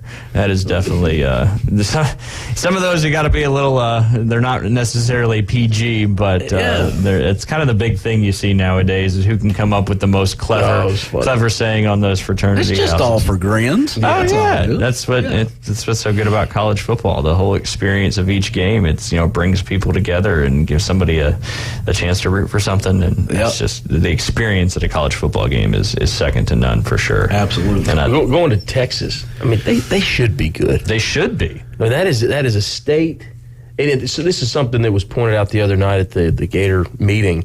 But if you draw a circle, I think it was 100 miles around your school, you should get a lion's share of your recruits from that. And maybe it was more than 100 miles. But Texas has got the recruits. It's got the players that they should be able to sustain all the schools that are in that state. Yeah. And then you get a quarterback. They've got a great coach. But then you get a quarterback like Arch Manning, that's Katie bar the doors. I've never been to a Texas high school football game. That's on my bucket. That would be cool to go check that out, just from a high school football standpoint. Yeah, when Ethan Boyd from Rudy's is in studio with Coach, he tells a lot of cool stories about Texas high school football. See, there you go. That's what we need over here. Yeah. We're going to make that happen here in Bay County. But again, you're listening to the Inside Drive live here on ESPN Northwest Florida. When we get back, we're going to be giving away a couple tickets to Rudu coming up this weekend. Our phone number is 850-215-6290. Give us a call, and we'll give you those tickets. You're listening to the Inside Drive on ESPN Northwest Florida. We'll be right back.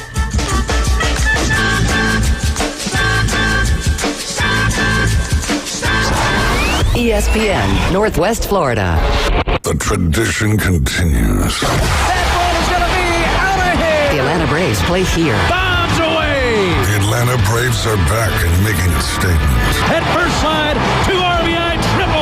Listen to Atlanta Braves baseball in a rich audio experience live on ESPN Northwest Florida. Here comes the thunder. Sponsored by Best Way Portable Buildings, Dave and Buster's, PCB Hobby, and Gulf Coast Aquarium. Good afternoon. This is Joanna on ESPN Northwest Florida with your weather forecast on this Thursday. Partly sunny the rest of the day with a gentle breeze around 11 miles per hour out of the south and temps near 81. We will have partly cloudy skies tonight and be warm at 73. And partly cloudy most of the day aside from a possibility of thunderstorms in the afternoon and evening tomorrow and a high 82. This forecast is brought to you by Ellis Agency Insurance. Thank you for tuning into ESPN Northwest Florida. Rely on it. Barbaritos lets you say yes to fresh. If you don't know what to eat or where to get it, well, fret no more. Barbaritos is here to help with its healthy menu, offering 7 meals with less than 500 calories. Barbaritos has lots of healthy options made with farm fresh food. Your health and your family's health matters to us. Come eat healthy at Barbaritos, 23rd Street in the Stanford Station Shopping Center near Academy Sports. Barbaritos, food, community, people. Here at Tracy's Fine Jewelry, we want to help you celebrate Mom this month. From mother's rings with her children's birthstones to unique one-of-a-kind pieces just like her. This month is meant to celebrate Mom. From our large selection of beautiful stackable bands to simple, elegant diamond necklaces that will bring a sparkle to her eye. This Mother's Day, show Mom how much you love her with a beautiful piece of jewelry that's as unique as she is. From Tracy's Fine Jewelry. Back to the Inside Drive with Ryan Mulvey from the Bill Kramer Chevrolet Buick GMC and Kramer Marine Outdoor Studios. It's alive! Look alive! We're alive! On ESPN Northwest Florida. Hey, and welcome back. You're listening to Inside Drive live here on ESPN Northwest Florida. We are inside the Bill Kramer Chevrolet Buick GMC and Kramer Marine and Outdoor Studios. We're going to be giving away 2 tickets to Rudu. That is coming up this Saturday. Gates open at 12. That's going to be a music and cuisine experience embracing the modern flavors of New Orleans. So if you want 2 general admission tickets to that and go hang out and see all these awesome bands and eat some good foods right there in downtown Panama City, gates open at 12. Give us a call, 850-215-6290, and then you can ask us some sports questions. And if you're a golfer, you can ask Jay a swing tip question. Did want to touch on yesterday, we had Keith Fleming on, and he gave all his DraftKings plays and his picks to win. And just a couple updates. Adam Scott shot a little 8 under par in the morning wave this morning, so he had him in one of his DraftKings plays at 9,200, as well as Nate Lashley, which I put some bets myself on Nate Lashley to hopefully finish in the top 5. Yep. He's off to a good start at -4. And then you've also got a lot of other guys finishing up. Patton Kazire, Auburn guy. We put him in a top 10 prop, as well as you drop him in there if you wanted to in your DraftKings plays. He shot a nice -5 this morning, so the morning wave is finishing up. How about Cooch at 4 under par? Yeah, Adam Kuchar. Yep, absolutely. Hadn't finished up his round yet this morning, but good old Georgia Tech guy. Yep. I did just check out some news, Jay, that you may not like. Chris will. As of this morning, there was some news breaking that Georgia's Denylon Morset arrested on multiple charges. Just another Georgia Bulldog finding himself in the Alabama, Georgia. It's kind of like their MO now. Get arrested, get in trouble. But he's been booked in for a DUI-related charge just after 3:30 a.m. on Monday morning. So that brings me to an interesting subject, and I personally think that you're seeing a lot more of this stuff happening. One, because it's so easy to find out about information, but two, I think the NIL is an issue with this. These kids are 18, 19, 20 years old, getting all this money for whatever it may be, and what happens when you have money? You go do stupid stuff. Yes, this is true. You agree I agree You with think it. the NIL is kind of having an impact on what you're seeing, a lot more kids getting in trouble out there? I mean, I'm just being open. I just know at 19, I was 19 once. I mean, it's been a long time ago, but if you gave me the money these guys are getting at 19, I probably wouldn't have done good things with it. So I'm just being honest. No, I'd have probably picked a low-cost index fund. Yeah. And just donated half of it to the local Boys and Girls Club. Yeah, would have taken Yep. all full tax advantages whenever possible. Yep. All that, absolutely. Yeah. That's the thing. $100 went a long ways in college. Right. I mean, shoot, now what is $1 million? Yeah. I mean, it's about, with inflation, it's about the same thing. $100 and $1 million, it's all about the same now. But come on, Kirby, put a leash on these dogs, man. Come on. Nice. I see what you did there. Yeah. That was good. That was good. But yeah, I mean, it's hard. It's hard because you can only reprimand them and be around them so much as it gets closer to that college football season. Yeah. But I want to jump in on the Florida Gators schedule and kind of get Chris's thoughts on what it's going to look like. Starting again with Utah coming up this year. Now this time you got to go over to Utah, to Provo, and play another big game. Now Cam Rising, I don't believe is I think he did come back. He might have came back. I got to Google that real quick. That was a huge game last year in the Swamp with Cam Rising marching down the field towards the end of that game, throwing that interception to give Florida we whooped their butts. Yeah. That's what you say. That's what you say for sure. Yeah, we killed him. We dominated that one. I think he is not. I don't think he got drafted. David would know that off the top of his head probably if Cam Rising was still on the Utes, but I think he is. So big game over there to kind of kick off the season, traveling out west.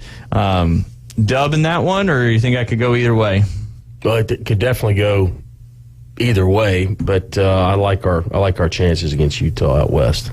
So out west, big, and I like the teams that schedule these bigger games. You guys play Utah. Georgia plays UT Martin.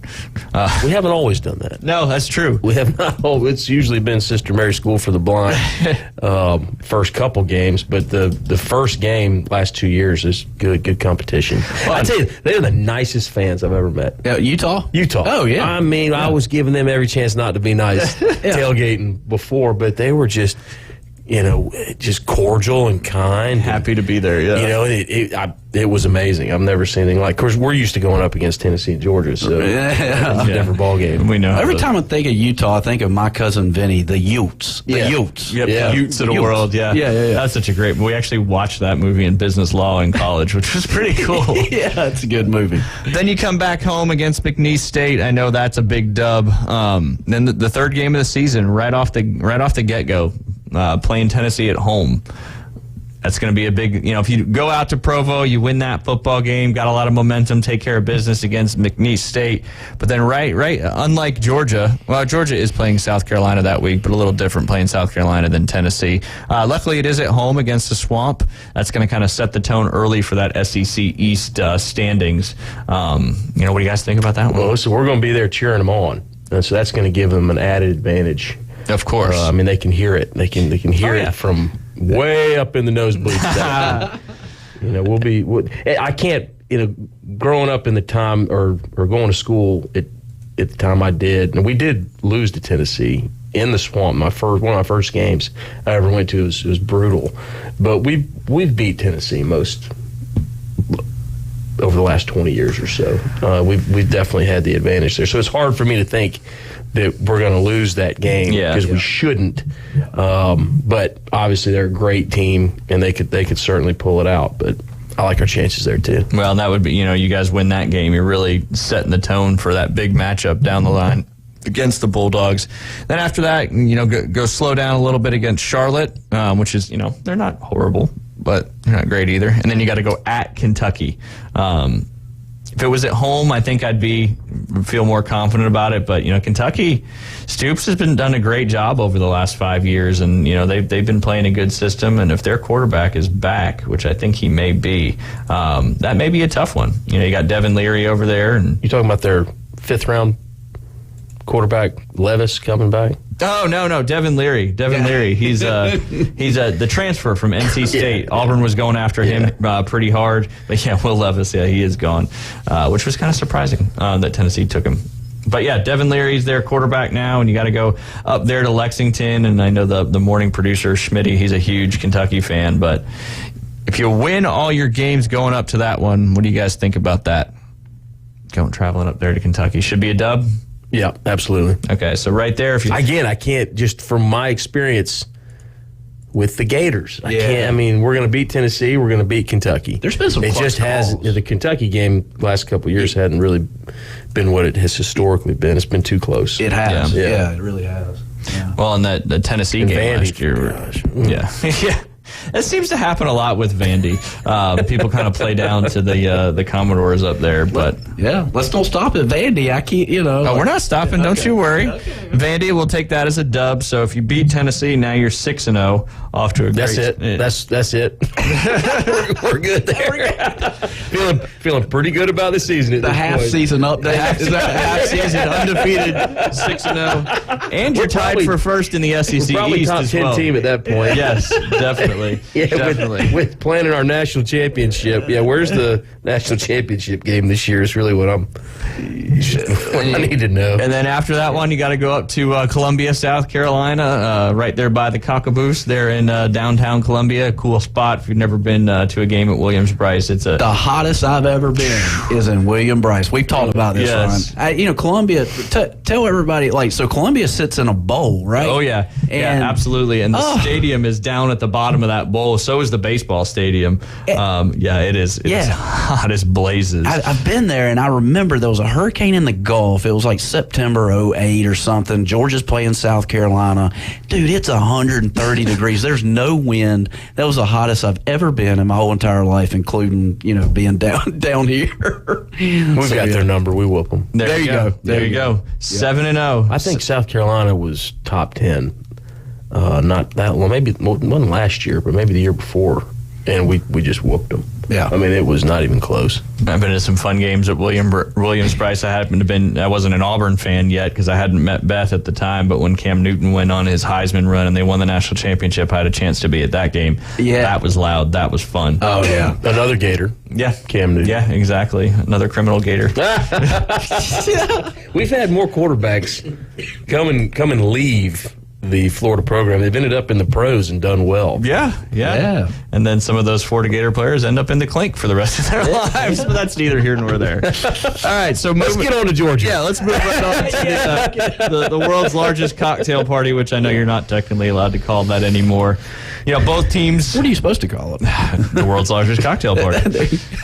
Let's say both teams are undefeated. This is obviously going to be for the SEC East, because really the only game you have after that would be SEC East driven would be the Missouri game, which you guys should take care of business in that one. So I'd say that Georgia game, that's a bucket list kind of game to go to. When McElwain was the coach, and he had made some comment about he had gotten death threats. Oh. This was going into the games, like the day before. Mm-hmm. He said that the job is so tough.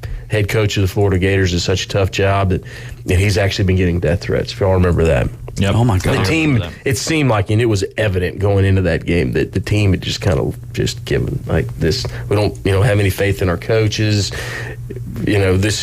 It was, as a fan, to be in the stands having Georgia beat us that bad. I think Georgia had 40 on us in the second quarter. Now, when was this? This was last year, McElwain. So that would have been 6 years ago, something like that. Mm-hmm. But that game has that potential, from a Florida fan. You don't want to be anywhere near that game when you're getting beat. It can be brutal. There's so much anticipation and so much excitement going into that rivalry, and then when I was there, we were whooping Georgia. Yeah. I mean, it was It didn't matter how good Georgia thought they were going into the season. Yeah. That game came around, and Florida would generally win that game. Well, they extended the contract, and I don't know how many years they extended that contract for that Georgia-Florida rivalry in Jacksonville, but they talked about, going back and forth from Georgia and Florida. You can't do that. I mean, we're talking about tradition here, right, Chris? I mean, I'd like to see it, though. Would you really? I'd love to go to a game in Athens. Oh. And I would. Between the hedges, I think that'd be a lot of fun. Yeah. I think it means a heck of a lot to the city of Jacksonville. It's a lot of money. Yeah, that's a ton of money talks. For sure. It does. That's right. It does. I believe we do have Alan on the line. We might have sent out the bat signal for something. Alan, how are we doing? Hey, I'm good. You definitely sent out the bat signal when you're talking about Florida Gators. Careful. We got the studio sponsor in studios with us. You're getting enough abuse already. Can't get much worse. No, man, you gotta give a shout out to his son, man. I love it. I love that story, man. That's great. Being 10 years old and understanding that moving forward is better than moving backwards is incredible. Yeah, he's kind of a savant. I appreciate the shout out there. It comes right from his dad. Hey, if he ever gets on air, I will tune in. I would love to see what his thought process is, and that's great to have that perspective at such a young age. Well, thank you. He definitely would share it with you. Yeah, he's gonna go get a He's going to go get a journalism major at UF, and we'll see him. We'll see him on SportsCenter one day. What you think, Alan? That'd be incredible, and he will always have a fan in me as long as he doesn't talk about punting the ball. If he's all about going for it and putting points on the board, I'll be his number one fan. Yes, sir. Yeah, he'll just bring down the four down offense. That'll be his thing. He'll be known as the four down offense. For sure. Hey, I wanted you guys to, I was wondering if you guys could send out some prayer requests for Anthony Davis. He got a boo-boo last night. Oh, no, not a boo-boo. Yeah, he got a boo-boo, man. I don't know if you guys seen it. It was the most flagrant foul of fouls, man. He got hit upside the head by a errant, elbow, or it wasn't even an elbow. It's probably a forearm. I don't even think he knew he was down there. But he got out on a wheelchair, and they said he's probable for Game 6. So I just wanted to put out a prayer request for old Anthony Davis. They took him. He got on a wheelchair? He was in a wheelchair. He left the arena on the wheelchair. If you guys get some time later on, look up Shaq and Chuck after the game. Ernie's talking to Kenny, and they're breaking down the game, and they could not stop laughing at this man being wheeled out in a wheelchair for such a small hit. It was not that bad. Did they rule him to have a concussion? So I think that's what they probably tested him for. But if you guys watch Game 5, Draymond went up for a layup and fell and literally smacked his head on the floor when he fell, and he rubbed it like a little kid and got back in the game, and nothing was made of it. And Anthony Davis got touched, and they tested him for a concussion. It's absolutely ridiculous how frail that man is. No, he's and I hate to be that fan. Yeah, I hate to be that fan, but there's some things I think we as everyday people can relate to, and we've all played some kind of sport and got hit with an elbow or forearm or something like that, and it's different. But if there's no blood, this is the playoffs, man. It is the playoffs. Yeah, I'm gonna pivot to hockey on this one because you got in the first round series, I forget which player it was, but he took 76 stitches from getting hit with a skate on his face and returned to the game later on. Because it's the playoffs, and you leave everything out there. And, I can remember growing up playing ice hockey my whole life, getting my clock cleaned a couple times, skating across the middle of the ice with my head down, and somebody just sending me with a pass behind me and blacking out on the ice, and then a few seconds later getting back up and keep going. So nowadays, that would certainly not be something you could do. But Anthony Davis awful. is the make or break, in my opinion, for that series. And Golden State kind of was in control of that game most of the game last night. Well, my conspiracy theorist is coming out at me a little bit, Alan. I mean, let's think that maybe Game 6 is coming up. I mean, what's your thoughts, man? You think they're trying to play this a little bit? I think there probably is some gamesmanship going on, especially if you watch the game, and I'm pretty sure all the players on the court was like, "What? You barely got hit." So I'm sure there is some gamesmanship, but at the end of the day, I don't think it matters if he plays or not in the Warriors' game plan. Like, they're not going to draw up something different if Anthony Davis isn't on the court. I think it'll still be the same. Now, if he truly couldn't play, then that does hinder the Lakers a whole lot, actually. But I really think he'll be fine. Yeah, they say he's expected to start in Game 6, or expected to play in Game 6. I don't know about starting, but... So what do you think? How many wins did he have Florida having for the season? Well, we kind of got stuck at the Georgia game. They were 6 into 6, and then who knows? 6-0 going into South Carolina, taking care of business, and then going into Georgia. Now, Alan, correct me if I'm wrong. You're a Knowles fan, right? I am. Yes, and I know you're excited about this season, and that it's going to be a lot of stuff's going to transpire before that last game at the end of the year, right after Thanksgiving, if I'm not mistaken. Yeah, and I will say too, for the SEC teams in Florida in general, I heard somebody talking about South Carolina. That is one of the funniest places to put on a schedule sometimes. Like, they just inexplicably play really well. Like, they'll be 0-5, and you'll go into South Carolina, and it'll be the hardest game of your life. And they beat the brakes off of Tennessee last year, didn't they? Like, Spencer Rattler threw for 6,000 yards and 17 touchdowns in that game, and then the next game they looked terrible. Yeah, South Carolina is definitely one of those trap games, depending on what you get. And always, Beamer ball is alive and well in Columbia, South Carolina. That's for sure. Beamer ball is funny because it's only an hour away from my hometown, so I'm very familiar with it. Yep. Enter Sandman coming out there for the Hokies. One of the best openings in college football there. Oh, epic. One of the best venues for a midweek game that you can find. A midweek game, yeah, you're right. Thursday night, like on Clockwork. That's for sure. Hey, Alan. Yeah. Being a Florida State fan, were you a Norvell fan right off the bat?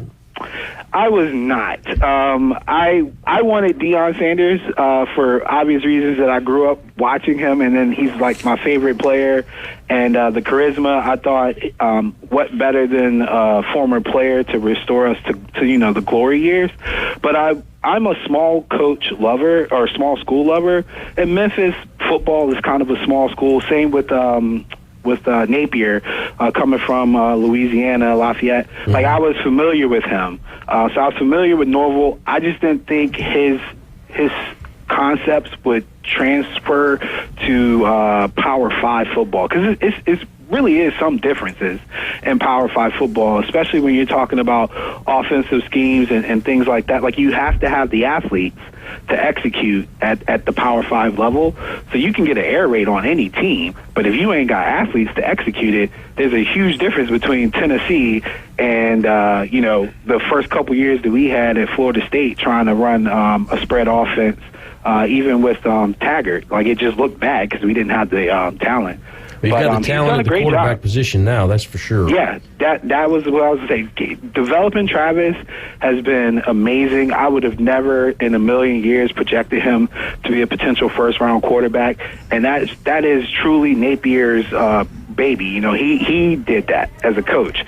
He deserves all the credit for that. That makes me a believer to an extent that I'm very optimistic about this year, and I want to see where he goes, because I didn't expect us to play as good as we did last year, but we got so much out of Travis and that team in general that I am very optimistic this year. Hey, Alan, we got a break coming up. Do you mind if you hold you over for this last segment? The last segment, I always do my questions of the day for Jay, but with Chris and you on the line, I'd like to get y'all's thoughts too as well.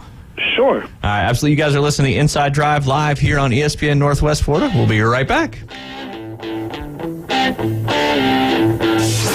ESPN Northwest Florida. The Dan Patrick Show. I don't find the Celtics threatening. They might have the deepest team. They might have the best team. As prior to yesterday, they had the best odds, according to DraftKings, to win it all. I don't find them threatening because I don't find them consistent. You're going, okay, wait a minute. Now you have a coach who may be in over his head in Joe Mazzulla. It's the Dan Patrick Show. Weekday mornings from 9 till 11. ESPN Northwest Florida. PCB Hobby, the beach's premier hobby store for sports cards, comics, coins, and trading card games. PCB Hobby carries the largest selection of boxes and packs from the latest releases of brands like Topps, Panini, Leaf, and more. Looking for a specific player or team? PCB Hobby has a wide assortment of raw and graded cards. They carry parallel rookie, game used, and autographed cards in both modern and vintage. Have a collection you want to sell? We buy, sell, and trade. PCB Hobby on Back Beach Road, just east of Florida Linen. Call 850-320-8388. By now, you've heard us talking about Tiger TV Pro. Hi, David Hayes from the Afternoon Underdogs, here to remind you about this incredible streaming service with over 6,000 premium channels. And the cost, you ask? $15 a month. Yes, only $15 a month. Every sports channel is available, including the ACC and SEC network, the NFL, NBA, MLB, HBO, Showtime, and thousands more. For more info, go to our website at espnpc.com. Scroll down and click the Tiger logo. Are you looking for a way to stay safe and independent at home? If so, then you need to look at Compassionate Love Home Care. Compassionate Love Home Care provides a variety of services to help seniors and people with disabilities live safely and comfortably at home, making each day the best it can be. To learn more about Compassionate Love Home Care, please call 850-628-8438 or visit their website, CompassionateLoveHomeCare.com. The only place to get sports betting coverage on the radio. Is this legal? Broadcasting from the Bill Kramer Chevrolet Buick GMC and Kramer Marine Outdoor Studios. It's the Inside Drive with Brian Mulvey on ESPN Northwest Florida. Welcome back. It's our final segment on this beautiful Thursday. It is Kramer Day inside the Bill Kramer Chevrolet Buick GMC and Kramer Marine and Outdoor Studios. You can visit them down there on 23rd Street, both the Chevy dealer as well as the Kramer Marine and Outdoor dealer. Visit their website, KramerMarineandOutdoor.com, to check in all their inventory. Tons of vehicles in stock at the dealership as well as at the Kramer Marine and Outdoor. You got the Yamaha Outboard full line dealer as well as Yamaha Master Certified techs. We talked about that earlier in the show, how rare and how difficult it is to become one of those. We could give Alan the tickets. Don't forget, you can give us a call, 850. We'll probably run this into tomorrow for the 2 tickets to Rudu coming up this weekend over there in downtown Panama City. Alan, we've got Alan on the line. I wanted to ask, I've got some of my show questions of the day that I always try to hit Jay with, but with 4 of us talking here at the same time, it should be a little fun. I'll start with some Florida stuff. Florida wins the SEC East. We'll let you go first, Alan. I know we already know what you're going to say. No, unfortunately, no. Yeah. Georgia takes it, you think, or does Tennessee have a shot? No, man, listen, I have tried so hard to have something against Georgia, but they are a true machine, man. True machine. Like, honestly, at this point, if you're a college football fan, I think we just need to accept that this is probably the next big dynasty for probably another 3-4 years. Yep, absolutely. I'm assuming you guys kind of have the same thoughts on that one. No, they win the East. There you go. Mertz wins the Heisman. Florida wins the SEC East. He started 32 games. He's not going. The next 12 at least are going to be W's. There you go. You heard it here first. Some of my Auburn friends, it's always it's a rebuilding year, right? It's a rebuild. That's right. Auburn's always rebuilding. You know what I heard the other night is when Oklahoma and Texas come into the SEC, that they're going to get rid of the East and West. Yeah. Well, eventually, too, you're probably going to move to just super conferences in college. That'll be just like the NFL, where you've got these divisions and playoff winners. Well, the rumor is they're going to do pods, and they're going to try to reestablish some of the old rivalries again, like have Texas, the Aggies, and Oklahoma, and Arkansas in a pod, and so forth. But there is something in the works. Definitely. I mean, Texas hardly ever plays Texas A&M anymore, so they're definitely trying to bring that back. Yeah. All right, we'll throw another SEC East one in there. Carson Beck starts for Georgia. Go ahead, Alan. It's hard to say, man. I'll go ahead and say yeah. Yeah, go ahead. There you go. All right, Jay, you're a Bulldog. What are you saying? I mean, I don't think he comes in game one. I think you see him at South Carolina. You got those games to figure it out. Yeah. I'm going to completely pivot sports. Florida wins the SEC baseball tournament. Yes. There you go. Yeah. I'll go ahead and say yeah, too. That's going to They be have a good baseball program. That I would really like to go see the SEC baseball tournament one time. I think that'd be an awesome tournament to go see because it's just up the road. This one's for Jay. The Toronto Maple Leafs win the Cup. Absolutely. Alan, you know the inside on that, right? Jay, I'm sorry. You know, I feel like we were set up from the beginning to go against each other because that was the first hockey question asked to me, and I picked the Panthers, not knowing that you had picked Toronto, and now here we are. Yeah, Toronto down 3-1 to the Panthers. I'm just kind of glad that the hockey talk's been on a little bit on the lowdown today. I was going to bring in my parka this morning is what I was going to do. There you go. A little warm for a parka out there today, that's for sure. All right, I'm kind of bouncing around a little bit. We'll go baseball question. The Tampa Bay Rays win the AL. Ooh. Oh, yeah. Put stock in it, man. I've been there since the preseason. I see no reason why I should back out. Yeah, I mean, you said it, Alan. I think they are one of the low-cost teams in Major League Baseball. Is that correct? Yes, sir. Yeah, they are one of the smallest payrolls. And an even crazier stat for you guys, I just happened to look it up 2 days ago. The Rays as a team has 75 home runs. The next closest team was the Los Angeles Dodgers at 61. And this is within 1 month of baseball. That's insane. You would think that gap will continue to get bigger and bigger and bigger. Go ahead, James. The Rays also set the season record for opening the season with 22 consecutive games with a home run. Yes. Mm-hmm. Wow. And part of that 75, that's for sure. What about the Yankees? How are they doing? They're 21-17. They're behind. They're trying. They're trying. That AL East, man, you are above 500 and you're sitting in last place. Everybody in AL East is over 500 right now. Yep. Mm-hmm. Yeah. And his Baltimore Orioles up there, right down the road from him. They're sitting there in second. Yep. Hey, I'm going to see the Orioles next Thursday. Shohei and Trout are coming to town, so I'm going to get a cheap ticket for the noon game. Oh, yeah, a little businessman special, huh? Yeah. Yeah, that's what I'm talking about.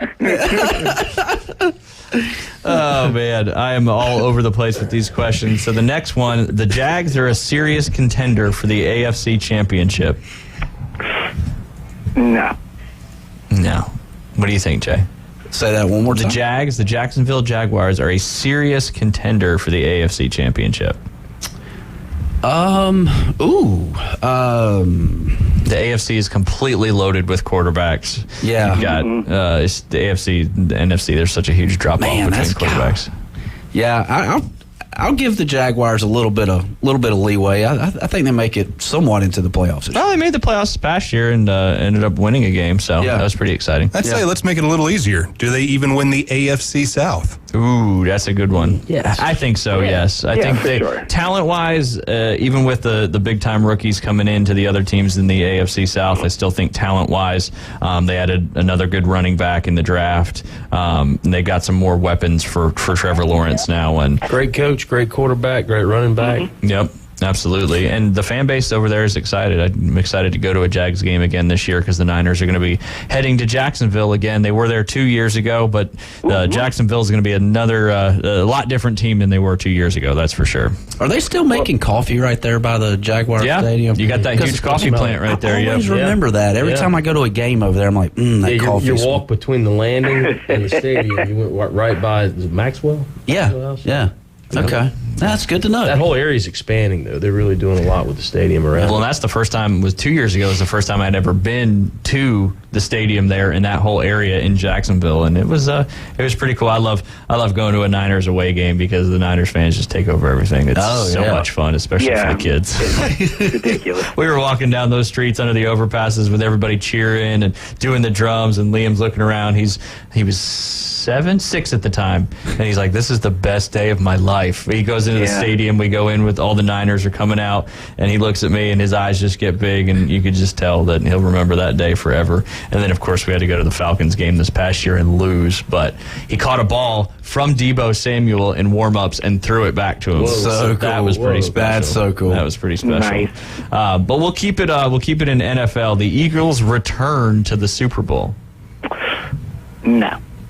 Who knocks them out? Honestly, just because the way the NFL goes, I really feel like, unfortunately, the Eagles are going to find, like, the injury bug or something goofy is going to happen. And I think the Niners knock them out. I would wholeheartedly agree with that. And I was actually hoping But you they would go to say- the championship game then. Yeah, they could be another NFC championship. They got to get past my Redskins. Hey, if you guys want a trend of trends, the NFC East has not had a back-to-back division winner since 2004, I think, or maybe 2009. But actually, it's 2004. Yeah, it's been almost 20 years, and the last team that did it was the Giants. And I know this because every year I bet on some random team in the NFC East to win the division again because they never repeat, and it's been undefeated so far. Well, and it's probably currently, I would probably say, the toughest division in the NFC right now. Yeah, I'll give them that. When the Rams, so definitely hard to win that division for sure. But Shouldn't the Cowboys win it? No. I mean, they... Shouldn't they? I mean, I'm not a Cowboys fan. But Oh yeah, I like Jerry Jones. I like what you're saying. Yes, they should win it, and and it's our year. It's the Yankees year, and it's the Cowboys year every year. I like it. If you're a Cowboys fan, you're also a Yankees fan. That's just how that works. Did you say go Cowboys, Ryan? No, I would never say that. I would never say. You know why the Cowboys never get over the hump? Because they always get in their own way, man. It's just the byproduct of having an owner like Jerry Jones. The team takes his identity on, and they just get in their own way. They trip over their own feet. Yep, but that's okay. They can keep doing that as long as we want. Yep. Yeah. But yeah, I think it'd be interesting to see how, if Jalen Hurts gets hurt. I mean, who's their backup now? Because Gardner Minshew's not there anymore. He's down there. I forget where he went, but who's the Eagles? He's in Indy. That's right. He's in Indy now, and I don't know who the Eagles' backup quarterback is at this point. But if Jalen Hurts, he's a running quarterback, and people are coming after him. And I'm looking forward. The schedule comes out today. Speaking of the NFL schedule, comes out today at 7 p.m. They've leaked a few games. Go ahead, James. I did find the backup for the Eagles. I love James. Marcus Mariota. Ah, that's right. He left the beloved Falcons because Desmond Ritter's. It's apparently Desmond Ritter's show now down there. But yeah, Georgia connection happening up in Philly. Goodness gracious. Yeah. The whole It's crazy. team. Yeah, like Atlanta, Georgia. Yeah, anyways. It just keeps going, but there's a direct pipeline there. But some of the games have been leaked. One of the big games, you were talking about the Dallas Cowboys. The Niners will play them in the regular season. First time in a long time that they've done it. That'll be on October 8th. That'll be a Sunday night football game on NBC. In Santa Clara over there on the West Coast. But you can see the rest of the schedule come out this evening, 7 p.m. Central Time, 8 p.m. Eastern Time on the NFL Network, if I'm not mistaken. Yeah. But yes, definitely. And there's going to be 5 games. I didn't get to talk about this earlier this week. I'll talk about it really quickly. There's going to be 5 games overseas this year. 3 games in London and 2 games in Germany. And 2 of those Jersey quality. That's foreign. Yeah, it feels like it. I haven't been back in a long time. But the Jags are going over for 2 of those particular games. Yeah. 4 of the 5 games have AFC South teams. Yeah. Just maybe there's not James is on point over there today. I need him to chime in more often. Yeah, seriously. But anyway, I know we're running up top of the hour here. Our show's coming to an end, but it's been a lot of fun, Chris. Thursday's always Kramer Day here on the Inside Drive. Thank you for having me. Of course. It's good luck in the games tonight. A lot of big games for the set of teams going on. So good luck to the volleyball teams playing in their championship games tonight, and then good luck to the boys and girls softball teams the rest of this week. You've been listening to the Inside Drive live on ESPN Northwest Florida inside the Bill Kramer Chevrolet Buick GMC and Kramer Marine and Outdoor Studios. Go visit them on 2251 West 23rd Street for all your boating and vehicle needs. They can take care of you. We'll be back tomorrow with a fun Friday. It'll be our last show of the week. Again, you're listening to the Inside Drive live here on ESPN Northwest Florida.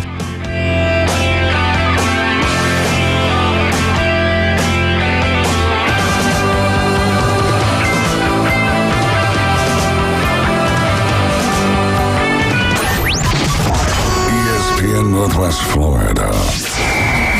Here's what's happening. Hi, this is David from the Afternoon Underdogs. Join me, Drew, Amanda, Kyle, Caveman Rick, AG, and a cast of sports fanatics every Wednesday at Dave & Buster's.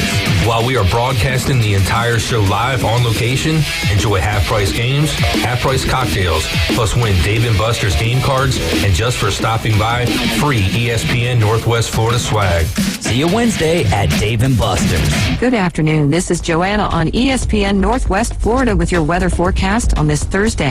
Partly sunny the rest of the day with a gentle breeze around 11 miles per hour out of the south and temps near 81. We will have partly cloudy skies tonight and be warm at 73. And partly cloudy most of the day aside from a possibility of thunderstorms in the afternoon and evening tomorrow and a high 82. This forecast is brought to you by Ellis Agency Insurance.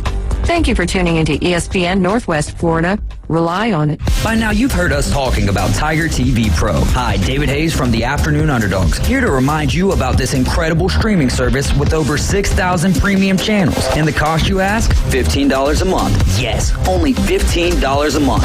Every sports channel is available, including the ACC and SEC Network, the NFL, NBA, MLB, HBO, Showtime, and thousands more.